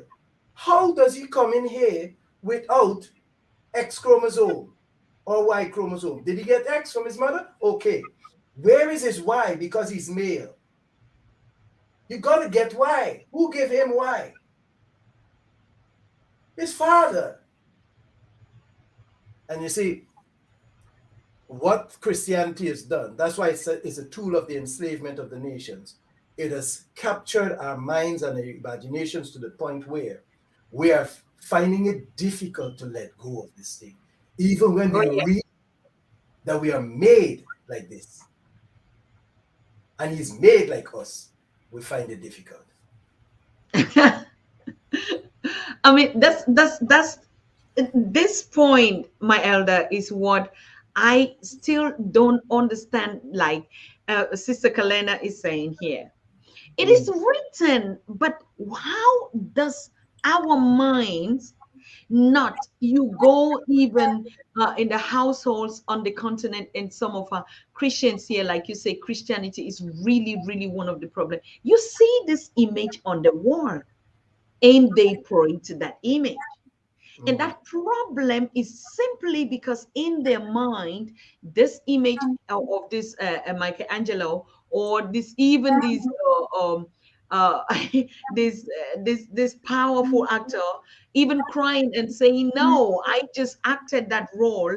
It never was me." But I can just say from basic understanding, if somebody said, "I made you," and this issue of even making, we look at it in the African secret science, is like, that's why they don't use some terms like your mother gave, they say your mother birthed you. No, your mother created. You were created from these two seeds. And so for us, we think the fact that they don't use that process of bringing forth the next seed as creating gives the normal meaning that people would understand that this is a creation from the creators. And that's why they had to translate the creator into an illusion. But now, if I look at it imperially, and let's say I created an image of me, so automatically I look at my mother, my father, those are my creators. Yes. But why they keep taking these words, particularly the English words, to represent the issue of creating a life into birthing a life, and that word birth doesn't actually mean any sense. You create, like we create anything. Let's just say you invent, and so it's an invention of somebody that is the owner of it. And so this misinterpretation is so deeply rooted in the psyche of the African when they hear, I created you in the image. So the image of the creator must look like me. Of course. Exactly. And it is. When you go to the book of Revelation, right? Revelation chapter 4, this man was writing, he has this vision, John. They call him John, but in the Swana language, his name is Likanyani, right? Now, Likanyani had this vision, and in this vision, he saw the heavens open, and he saw a throne set in the heavens. And he said the one that was sitting, there was one that sit on the throne. Right away, we know he's the creator, right? And he said, now he proceeds to describe the one that is sitting on the throne. He said, he that sat on the throne is to be looked upon like a jasper and a sardine stone. He's seeing black and brown people. Jasper and sardine stone is black and brown. He's seeing this black and brown people. But you see, what Europeans did, they were the missionaries. So they teach us the theology. And we repeat the theology. Now we're reading for ourselves since 2020. We had enough time to start reading. And so there's a verse I got in front of you here right now. Before I read that verse, let me tell you about the flower. Let's look at nature, for example. Here is, I'll give you the example. The stamen is the part of the flower that got the things that could be fertilized, right? It will go down like a fallopian tube and everything, and it will fertilize the egg in the ovary of the stigma. This is biology. The stamen, it's the little petals there will go and they fertilize. Now, in the ovary is the egg, just like the female, right? Is the ovary, exact name. When these things go down there and they fertilize, they call it a sperm. It goes in and fertilizes. The egg now becomes a seed. Up until then, the egg is an egg. The egg cannot give birth to nothing until it is fertilized by the stamen. When it is fertilized by the stamen, then the egg becomes a seed. And the seed will now give birth to a plant of its kind. It don't become the rose don't give birth to a sunflower. It's got to give birth of a plant of its kind. So your creator can give birth to something different. You can't be different to your creator. He made you. Now, it's written in the book of Hebrews. This is the last verse I'm going to show you here. It says it very clearly. If you can put up Hebrews for me, please.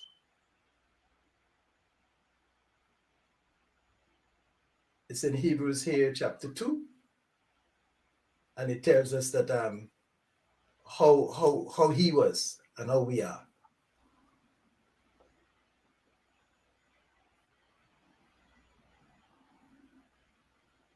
It says here in Hebrews chapter 2.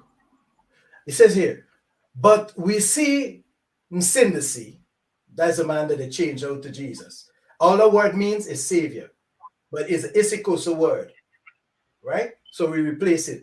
So we see Msindisi, who was made a little lower than the angels for the suffering of death, crowned with glory and honor. All right? So we know we're talking about him.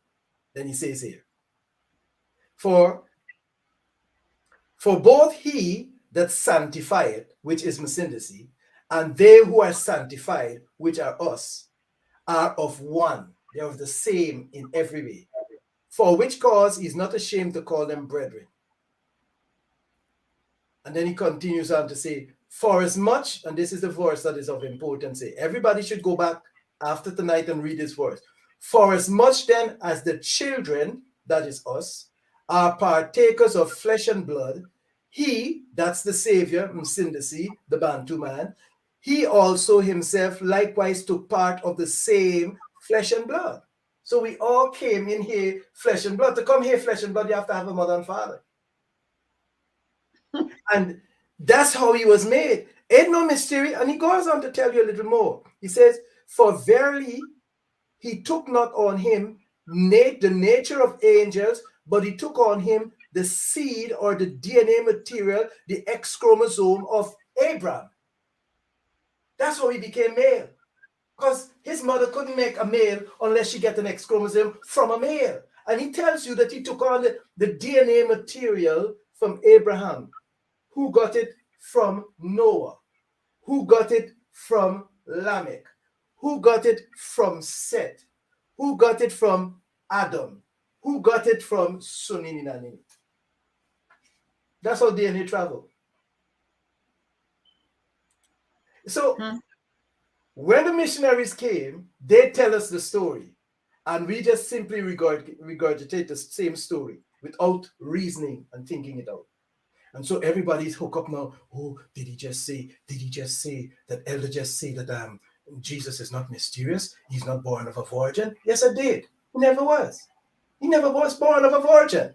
He had mother and father. That's where he gets his X chromosome. The books are open. You can't be made without X chromosome. If Mary is the mother and she could only give him, Y chromosome. She could only give him X chromosome. He becomes man because he got X and Y. Got a Y from the father. If Mary gives birth to a child and she give the child an X chromosome and the father gives the child an X chromosome too, because it's only the man got both X and Y, then the child Mary's going to get, if she got two X's there, will be a daughter. That's the story of the biology. It's never changed. Will never change. He set it in motion. It is in the plant. It is in the plant. They fertilize according to their own image and likeness. You see no giraffe producing no lion. Never. You see a rhinoceros give birth to a kangaroo. No, please. It's not going to happen. It's not happen. It's just the same thing. Like, we should have just been birthing like that. It's like, some theories just don't start and disappear. It's a continuity, like we're saying. It's a genealogy. It's just the same thing. Like, if there's a theory, a scientific theory that said, oh no, we never were humans, we came from animals, and the simple question would, why we are not just being animals again, or giving birth to that as a a progressive thing. So I think we just have to drink water, mind our African business, go back to the way we go through stories, true stories that they tell us that you can still research today. I talked to my mom and I asked my mom, what happened? What happened in those times of when the people came? And he said they came first as missionaries, and that my elder sister was the first daughter that she gave birth to in a white clinic setup. And this doctor apparently is a German, and my mom still remembers his name. And he said after that, when he gave birth to to my sister, they went to the village. I mean, in a normal village setup. In 1 and 2 weeks after, this guy called all the chiefs and the neighboring village to bring all their artifacts and the traditional stuff and our secret science to the palace, and that he was coming to do a lecture with them. He was coming to tell them something. And my mom told me, you need to see those things when they say those powers. We had clots that would fly, that would transform the whole space into red. We still have it today in some of the villages in Cameroon. And she said when they went home back, I mean, it didn't even take up to 3 weeks. They brought up all these things, and this guy came, Dr. Hap. Well, Hap is a typical German name, and this guy came and was talking to the chiefs. The evil of those things, why that cloth, when there's a problem in the village, that cloth would transform the whole space. The whole village will be red. It will be red. A piece of cloth would just, and he spent 3 days in the palace, in the village, with the royals. And my mom told me when he left, all those things disappeared. That cloth was there but never would perform anything again. Everything that was recorded. And the stories, I'm documenting them because she's elder now. And like Professor James Moore, we have to go into the villages and talk to our elders.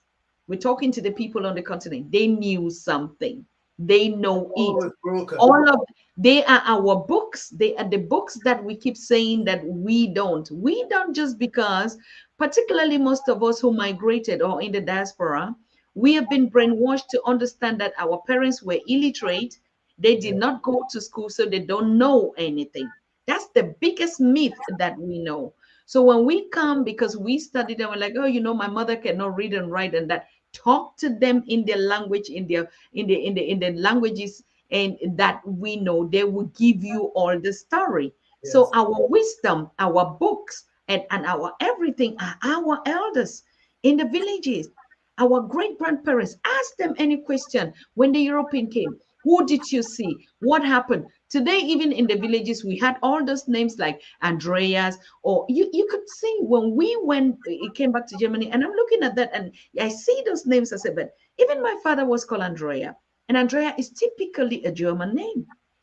And you see, and Cameroon, we know, was actually under the German colony. So you see, even most of those footsteps and those footprints in the names, in the ideologies, or even some colors that they use, you could trace it to that colonial period. But like I said, these are living stories. When we're talking about our artifacts today, my mom said, I'm a living witness. We saw it. It was in these days where cameras or videos, then we would be showing pictures of what it is. So we have to stop that stupid or that foolishness of thinking that our parents are elders because they didn't go to school. They don't know. Of course, that's why they still have the right brains to be able to tell us the way it is, because they never were diluted. Yeah. That's a problem. They say that illiterate. What is illiterate? Because you don't know English. Exactly. That's also a topic we have to talk about. People were writing the books that the Europeans collected was from our people. They were in Timbuktu, the Kingdom of Mali, the best university at the time. In the 1500s, just Columbus was doing his business in the other side. In the 1500s, Babylon was on the Nile River in Africa. And I got those maps here, right? Babylon was there in the east, and Mali was operating in the West Africa. And Timbuktu was the best university. There's where Europe collected documentation. Who was writing them? They were not written in English. You don't have to be English before you become literate. No. So the French are not literate. The Germans are not literate because you can't be English. No. We knew what we needed to know in our language. Right? Long before they came, we were speaking while Europe was still in the caves. Our ancestors were speaking when Europeans were still in the cave. When I say the cave, among the Neanderthals, they were not speaking, they were doing signs. And even to that was language for them. But you see, the problem comes when they came in and they couldn't access us because of that power. The power you just described is what they had to break. They had to break us, disconnect us from the power. So they start by changing our names. So when you change your name now, you take on a European name. And when you take on a European name, you lose the contact with your father's house. It's broken. I can't go back to my father's house because I'm now European. So it is the ones that stayed on the continent. And just imagine 4 generations down, 400 years. I don't know my connection. My sons and their children will never know their connection to the continent because the house is broken. I carry the name of my father, Robert Headley, all of it. Robert Andrew Headley, all of it. Yeah, good. So now I've got to change that now. And then my children, they don't bear English names. So they all now got to change and come back as I lead them back to my father's house. Ashe. You see? And that's what has to happen now, because once we go back onto that power, Europe can't match the power. They know that power that makes us climb up walls without ropes. They know that power. They have to break that power. And the way to break that power is to make us abominable. That's why whenever a new president takes the continent, for example, Kenya, Christian Amanpour reaches over there to sit down to have an interview. When are you going to know? You know president now, isn't it? Are you going to let them boys sleep with boys? He said, no, we don't have no interest in that. It's not our culture. That's what has to continue to happen. Let Europe be Europe. Let them be happy and rainbow.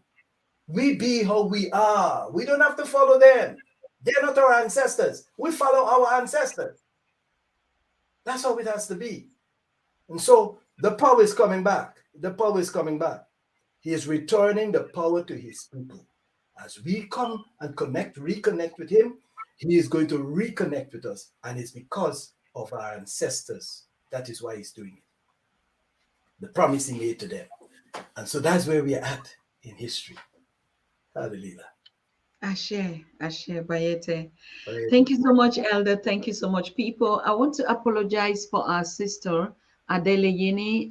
I mistakenly, just like I wanted to put this thing out and it clicked on the timeout. I think the stream threw you out, but I just see that you become a member. Thank you so very much for that. But it was a mistake. I already wrote there. In punching the button to put on this script, and it just went on to, I think, timeout or something like that. I'm truly sorry. It's my bad. Yeah.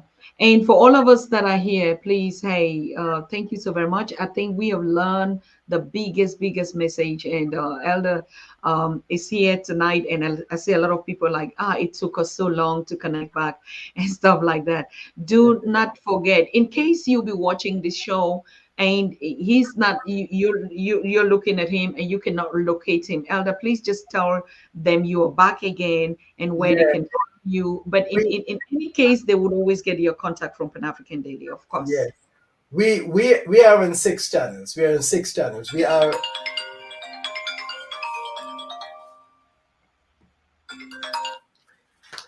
on 6 channels. We are on 3 Facebook pages. That is Nkosi Zona the first. And then we are on thykingdom.com, and it's on my personal Facebook page, Robert A. Headley. And then we are in Caribbean, Bantu Caribbean Productions. We are on UKA Bantu Exodus, and we are on Black Re-Education TV. So we are on 6 channels, and we'll be adding more. We're going to be TikTok, all of it. Every place where this message needs to go. And those who try to block us and those who try to take us down, we ain't coming down. We're doing a good job. There's a place in South Africa named Uno. And Ezra the prophet, when he came from Babylon into Sudan, they were Sambalat and Tobias, they were encouraging him to stop what he's doing and come down to meet with them in the plains of Uno. And he said, Uno, I am not coming down to meet you in Uno. Uno, come up and meet me. Me, I'm not going down to Uno. We are doing a good job here, and we're not stopping this good job. We are going to deliver this message and deliver these children of Sunini Nanini back to the continent in respect and in dignity. That's what we are doing here. And some people can't get connected with this message, and they come in for different purposes, and Sunini will just move them out. This is where we are. We're going to be here, and we're going to be expanding very soon, Dr. Susan. All the videos for Black Education TV will be seen live in the website. The website is Black Education TV. All the music played is built into the website. You don't have to go to YouTube to watch them. They're right there. You just click on them in the channel, in the website, and they will be playing right there. And that's the direction we're moving into, to make sure that we're always there to make sure you get this message. And we will continue to work with Dr. Susan and Dr.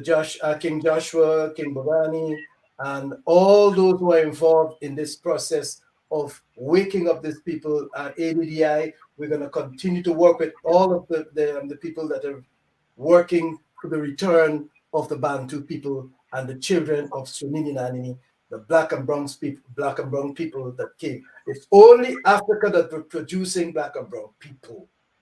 They're the children of Noah. Yeah. And we're working. Wonderful. $1, one Africa.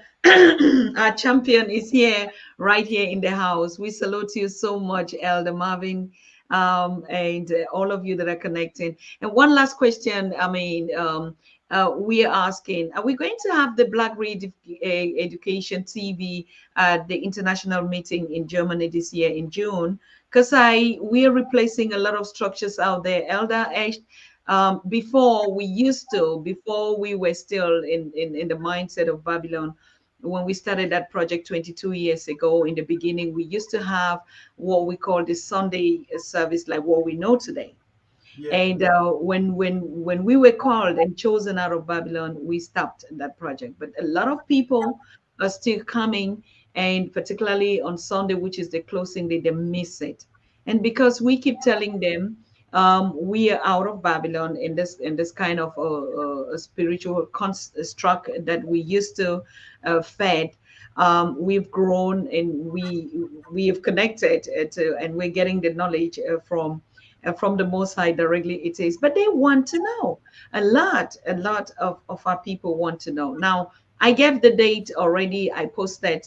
It's 1st to the 4th of June. We would like to have you to minister and to hold that conversation on Sunday about this exactly what we're talking about.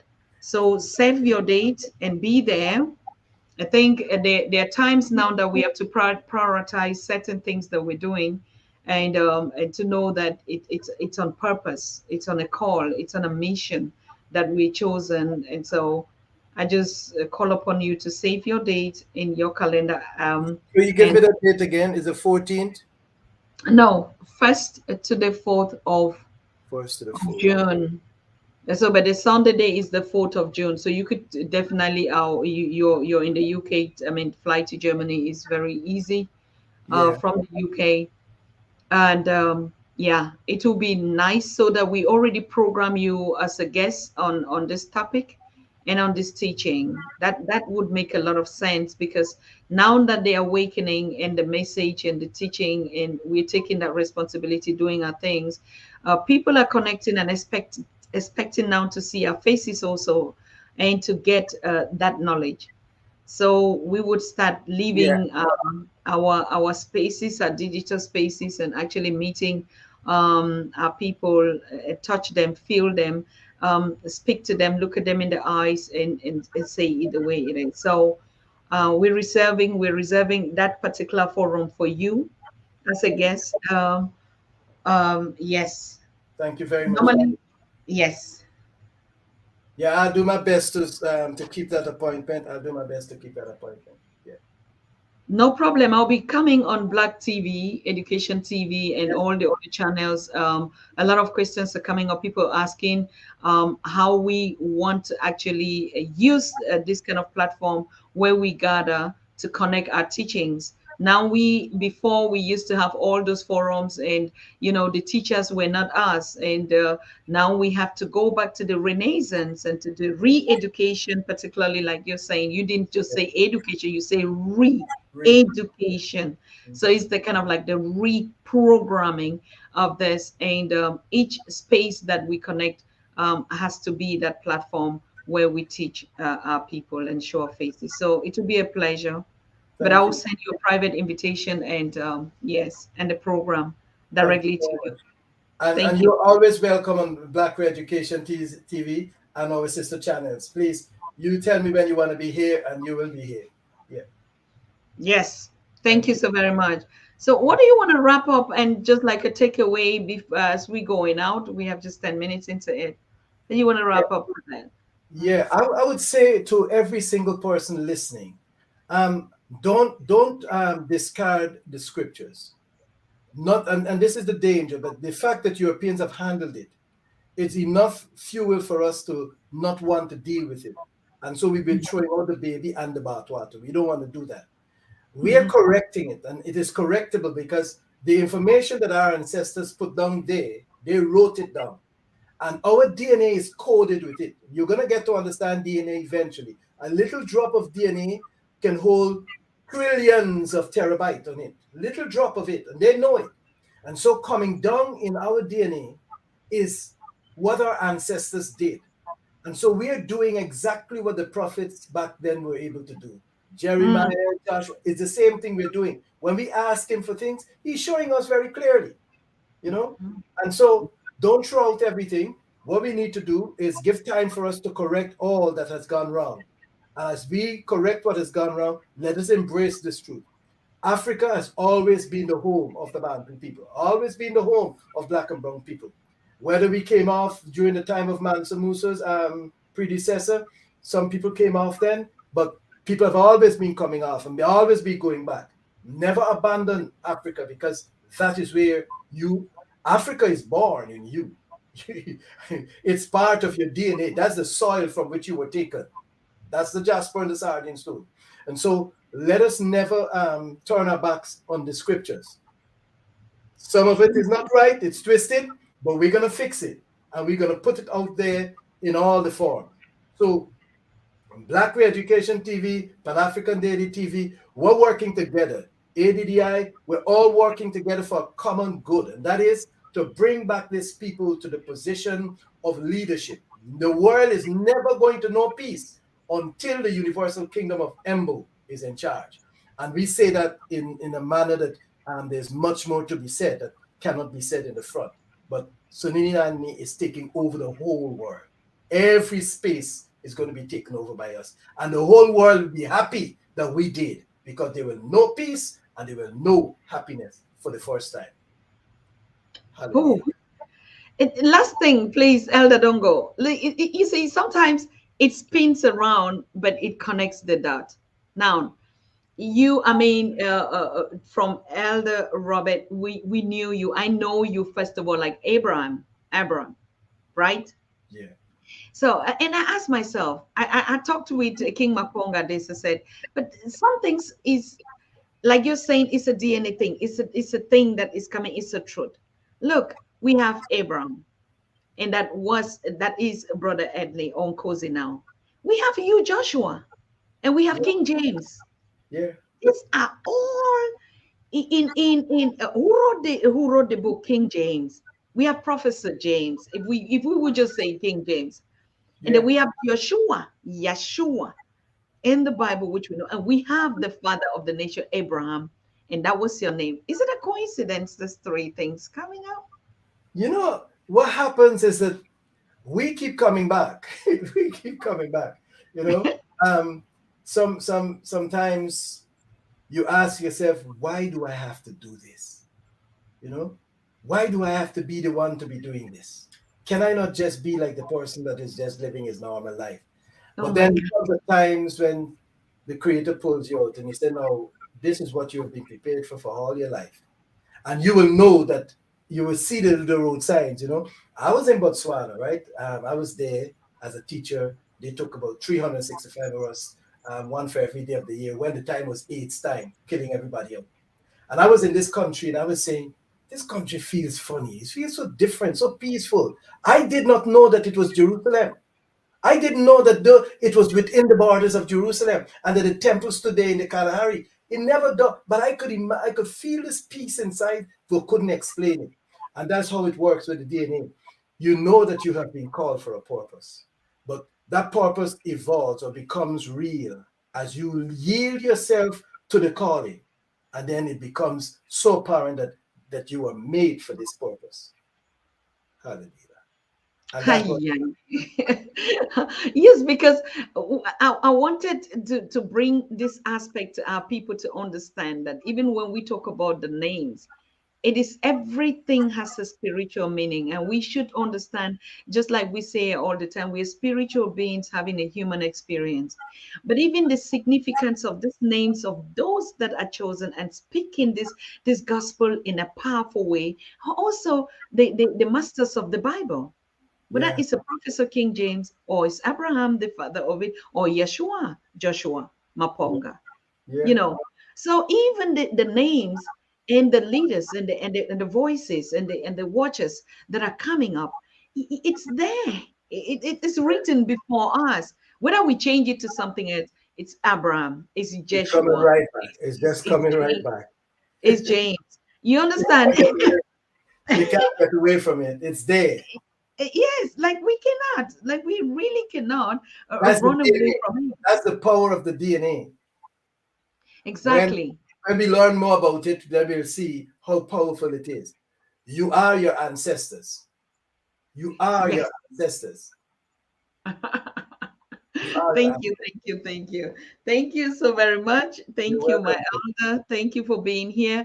And please, all of you, make sure you are going to click and subscribe on African Re-Education TV, on Black Re-Education TV. I'm so sorry. You see it right there. It's everywhere. We all know it. We've been following it. Okay. And so please let us blow our thanks and our praise and know that this is the time. And I was not feeling really well, elder, but now that you're here, honestly, I feel better as you prayed and you gave us the healing. That's the power of healing virtue flow from the crown of your head right down to the sole of your feet and make you everywhere whole. Share. Thank you. So we see us very soon again, elder. Thank you so very much for being here. I'm going to start the show in another 2 minutes. That's on Black Re-Education TV. Exactly. Yes, that's why we have to go. Thank you so very much, elder. All right. Thank you, everybody. Thank you. Over there. Yes. Bye. Bye. Wow. Thank you, all of you. Thank you so much. Oh my God, Sister Ayinde Oladeyi. Oh my goodness, you just like wash the whole space with your super chat. Okay, thank you so much. Thank you for all of you that have been here. Honestly, I really want to respect it. Like I said, please just remember me in your prayers. Drink your water. Say it's, you know, I'm not, the couple of days I'm not feeling well, and yes, it's okay. I'm not sick. That's what I know. Oh, it's a male. Oh, sorry. Sorry, Oladiye, I didn't know I say it's a male. Anyway, whatever came to me that spirit, it's very okay. Please, I want to make one announcement very, very clear. Very, very clear. We are starting the Pan-African dating. When we say dating, I don't like that word dating because it's been misused.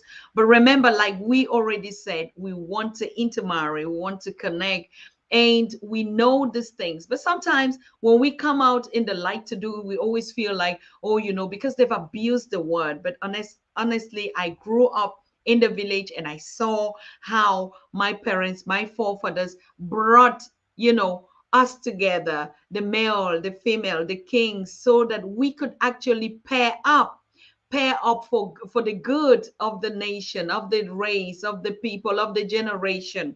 So honestly, we're going to start on Pan-African Daily TV. And this, we are launching it at the international meeting in Germany, at the African Diaspora Festival in Germany. We have to start connecting, dating in our age group, in our level, connecting together, those that have to bring forth the next generation. We have a lot, I've seen a lot of sisters, and everyone just feel, because we are in this construct. I want to make it really clear. We are in this construct, and we were never like that. We got married even at the age of 80, at the age of 90. We met our pairs, okay? But I've seen a lot of men that are single, and they feel, oh no, because I'm old. Oh no, because I'm aging. I've also met sisters and queens, beautiful women that are still filled with light and power, to warm us up, to heat us up. And you hear the complaint, oh no, I'm old. Oh no, I'm this. And I begin to question. I asked my mom, in your days, did we have this sickness of people feeling old? When I know that we had a doctor, I know, I see from your comments already, everybody does. I know, because Professor James taught us here, talk to the elders. And for all this, why you see, I'm telling you that I'm going crazy. My head is like spinning because I talk too much to my mom. And because she's elder, my mom is 80, in her 80s, middle 80s.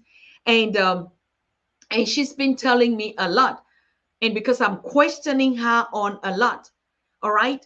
And so there is no human being on earth that doesn't have a partner, should not have a partner, and there's nothing like age involved, or there's nothing like, oh, now I have to feel in that. No, we are living in a crazy culture where we keep dividing ourselves and thinking we're doing the right thing.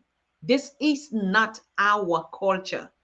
Even at the age of 90, we had our pairs in the same age group or in the same, divinity group. And so that's what we want to start here. We don't want anybody that feels single, anybody that feels you can do it by yourself, that you say, all right, I am on my own.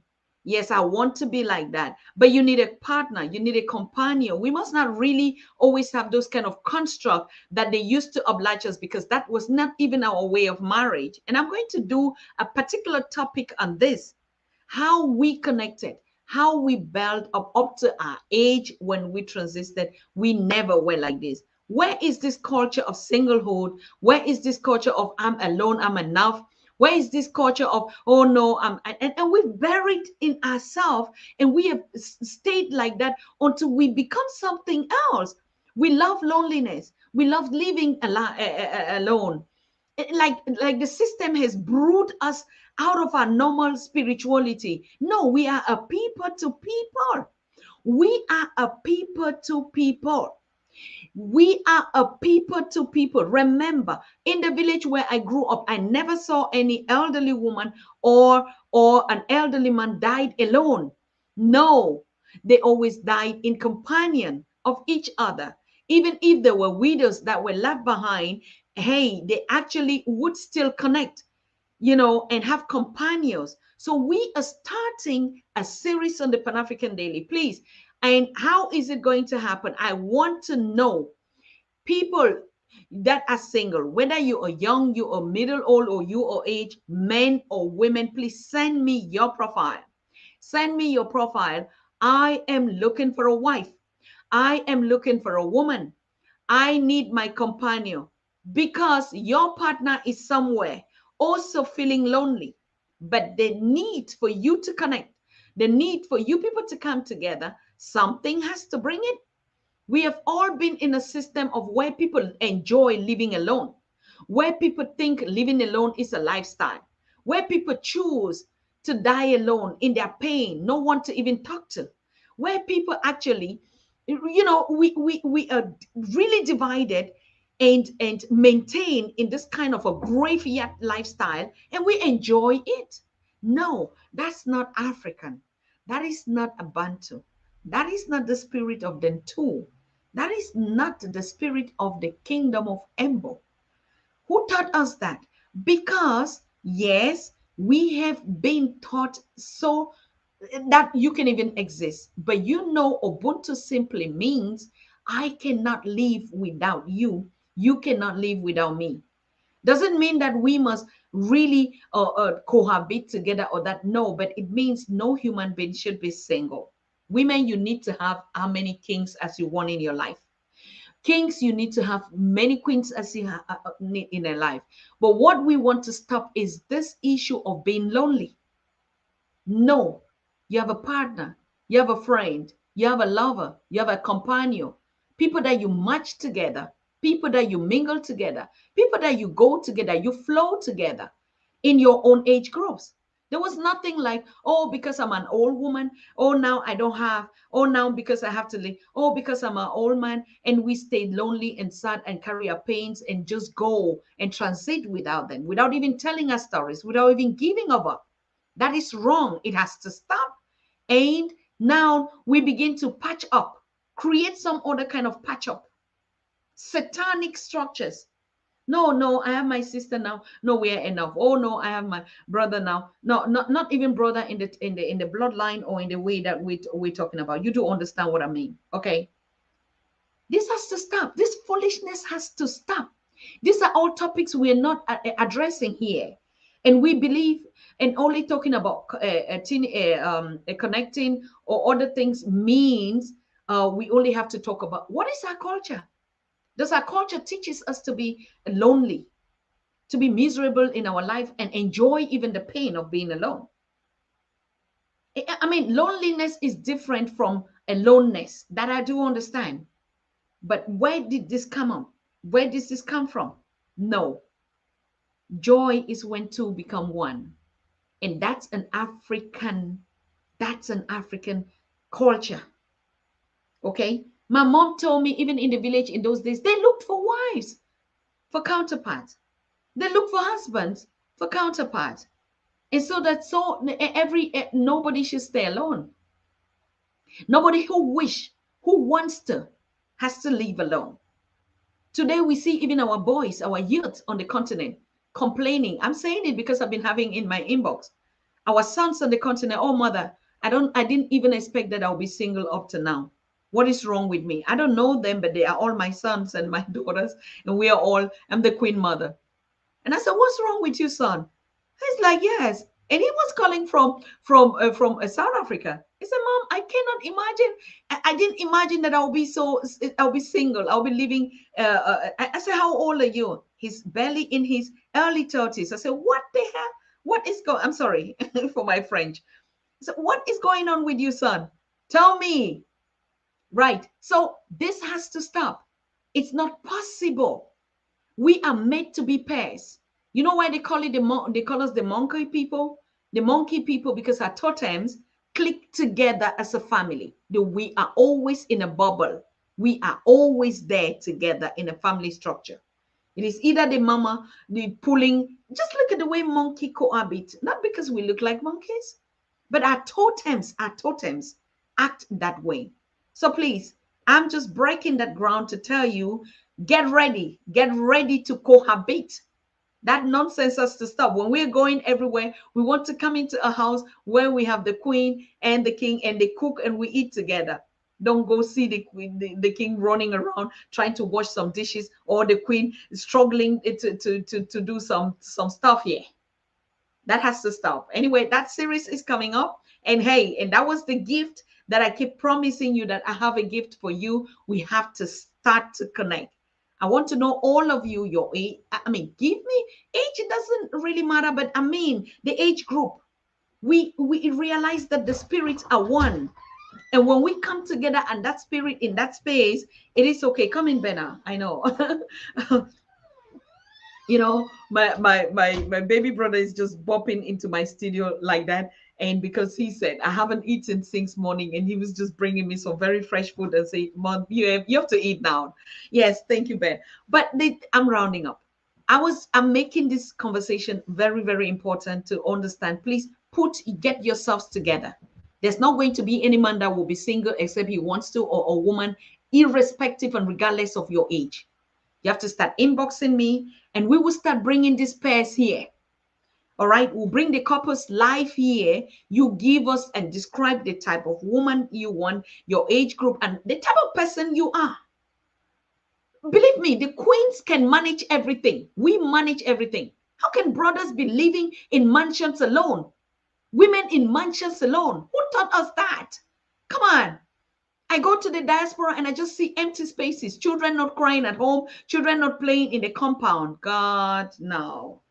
All right, so we would see ourselves. I'm going to post out who is coming up live tomorrow. Like I said, hey, every day is 24/7, and we're going to be connected at another extension, at another level, people. We are living in another space. So make sure you're joining brother Robert, Elder Robert, on the other TV channel. Please, I really cannot join tonight because I just have to run out and catch up some errands here. But we would see us tomorrow. Peace and blessings. Like I said, Kojo, I know you are single. Definitely you will be my guest. Patricia is also saying, I don't mind a man same age as me, 59. Wow, Queen, come on. How on earth didn't you tell me all this stuff? Now I'm beginning to see things. Soto Warrior said, Dr. Tata, I don't want a rose. I want a lily. Hey, whatever you want, we are 1 point, how many billion of people, you're going to get what you want. And that's how we're going to be connecting to the continent. You see, Ayinda is saying, I'm single. So all of us here, we're just single. Wonderful. All right. Okay. Thank you, people. We're going to fix this issue. Okay, we're going to fix it so much. Is our diaspora continental connection intermarriage? Our mama aided in the Caribbean told us on the first show 2000, we must marry, we must intermarry.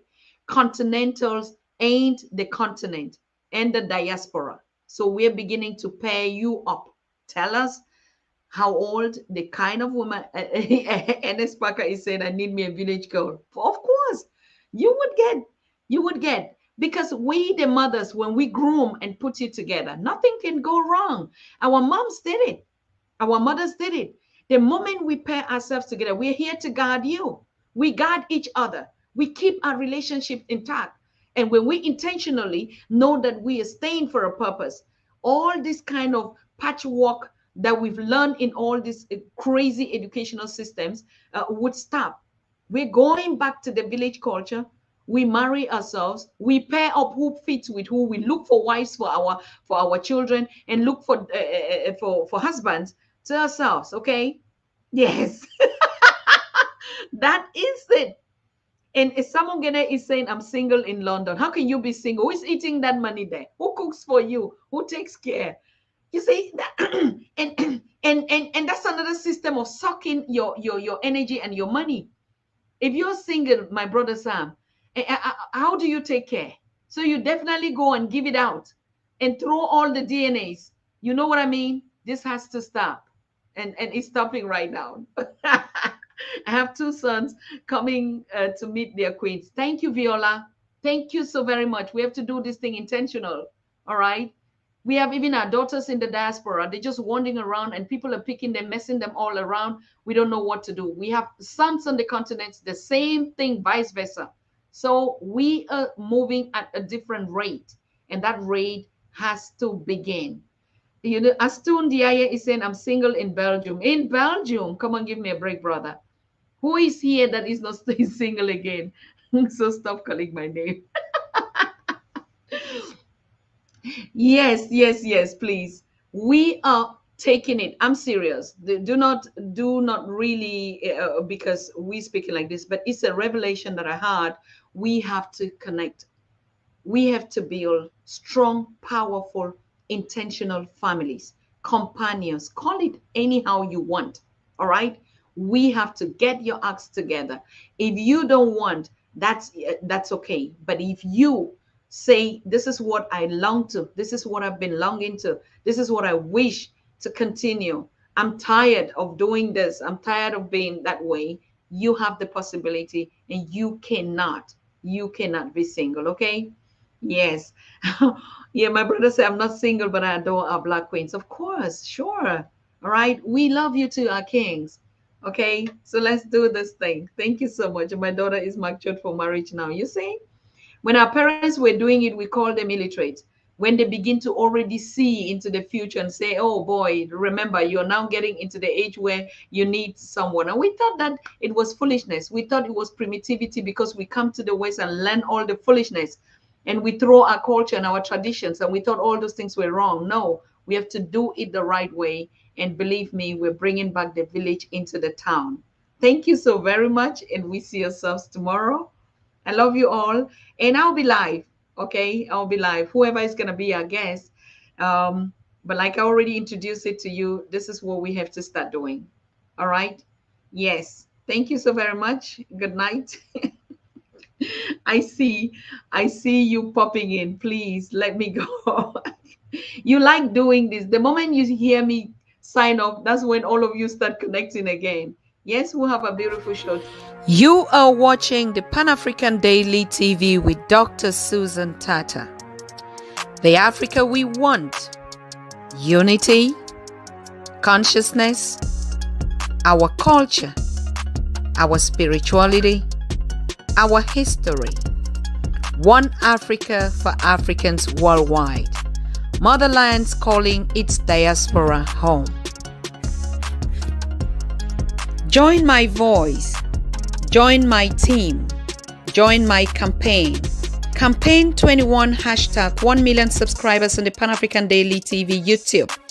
Be a volunteer. Apply now. Be the new Africa. I want to come on a bit. I mix this. They don't be changing number, but don't block all this one. The incoming calls. So they put some coffee and then block all the numbers.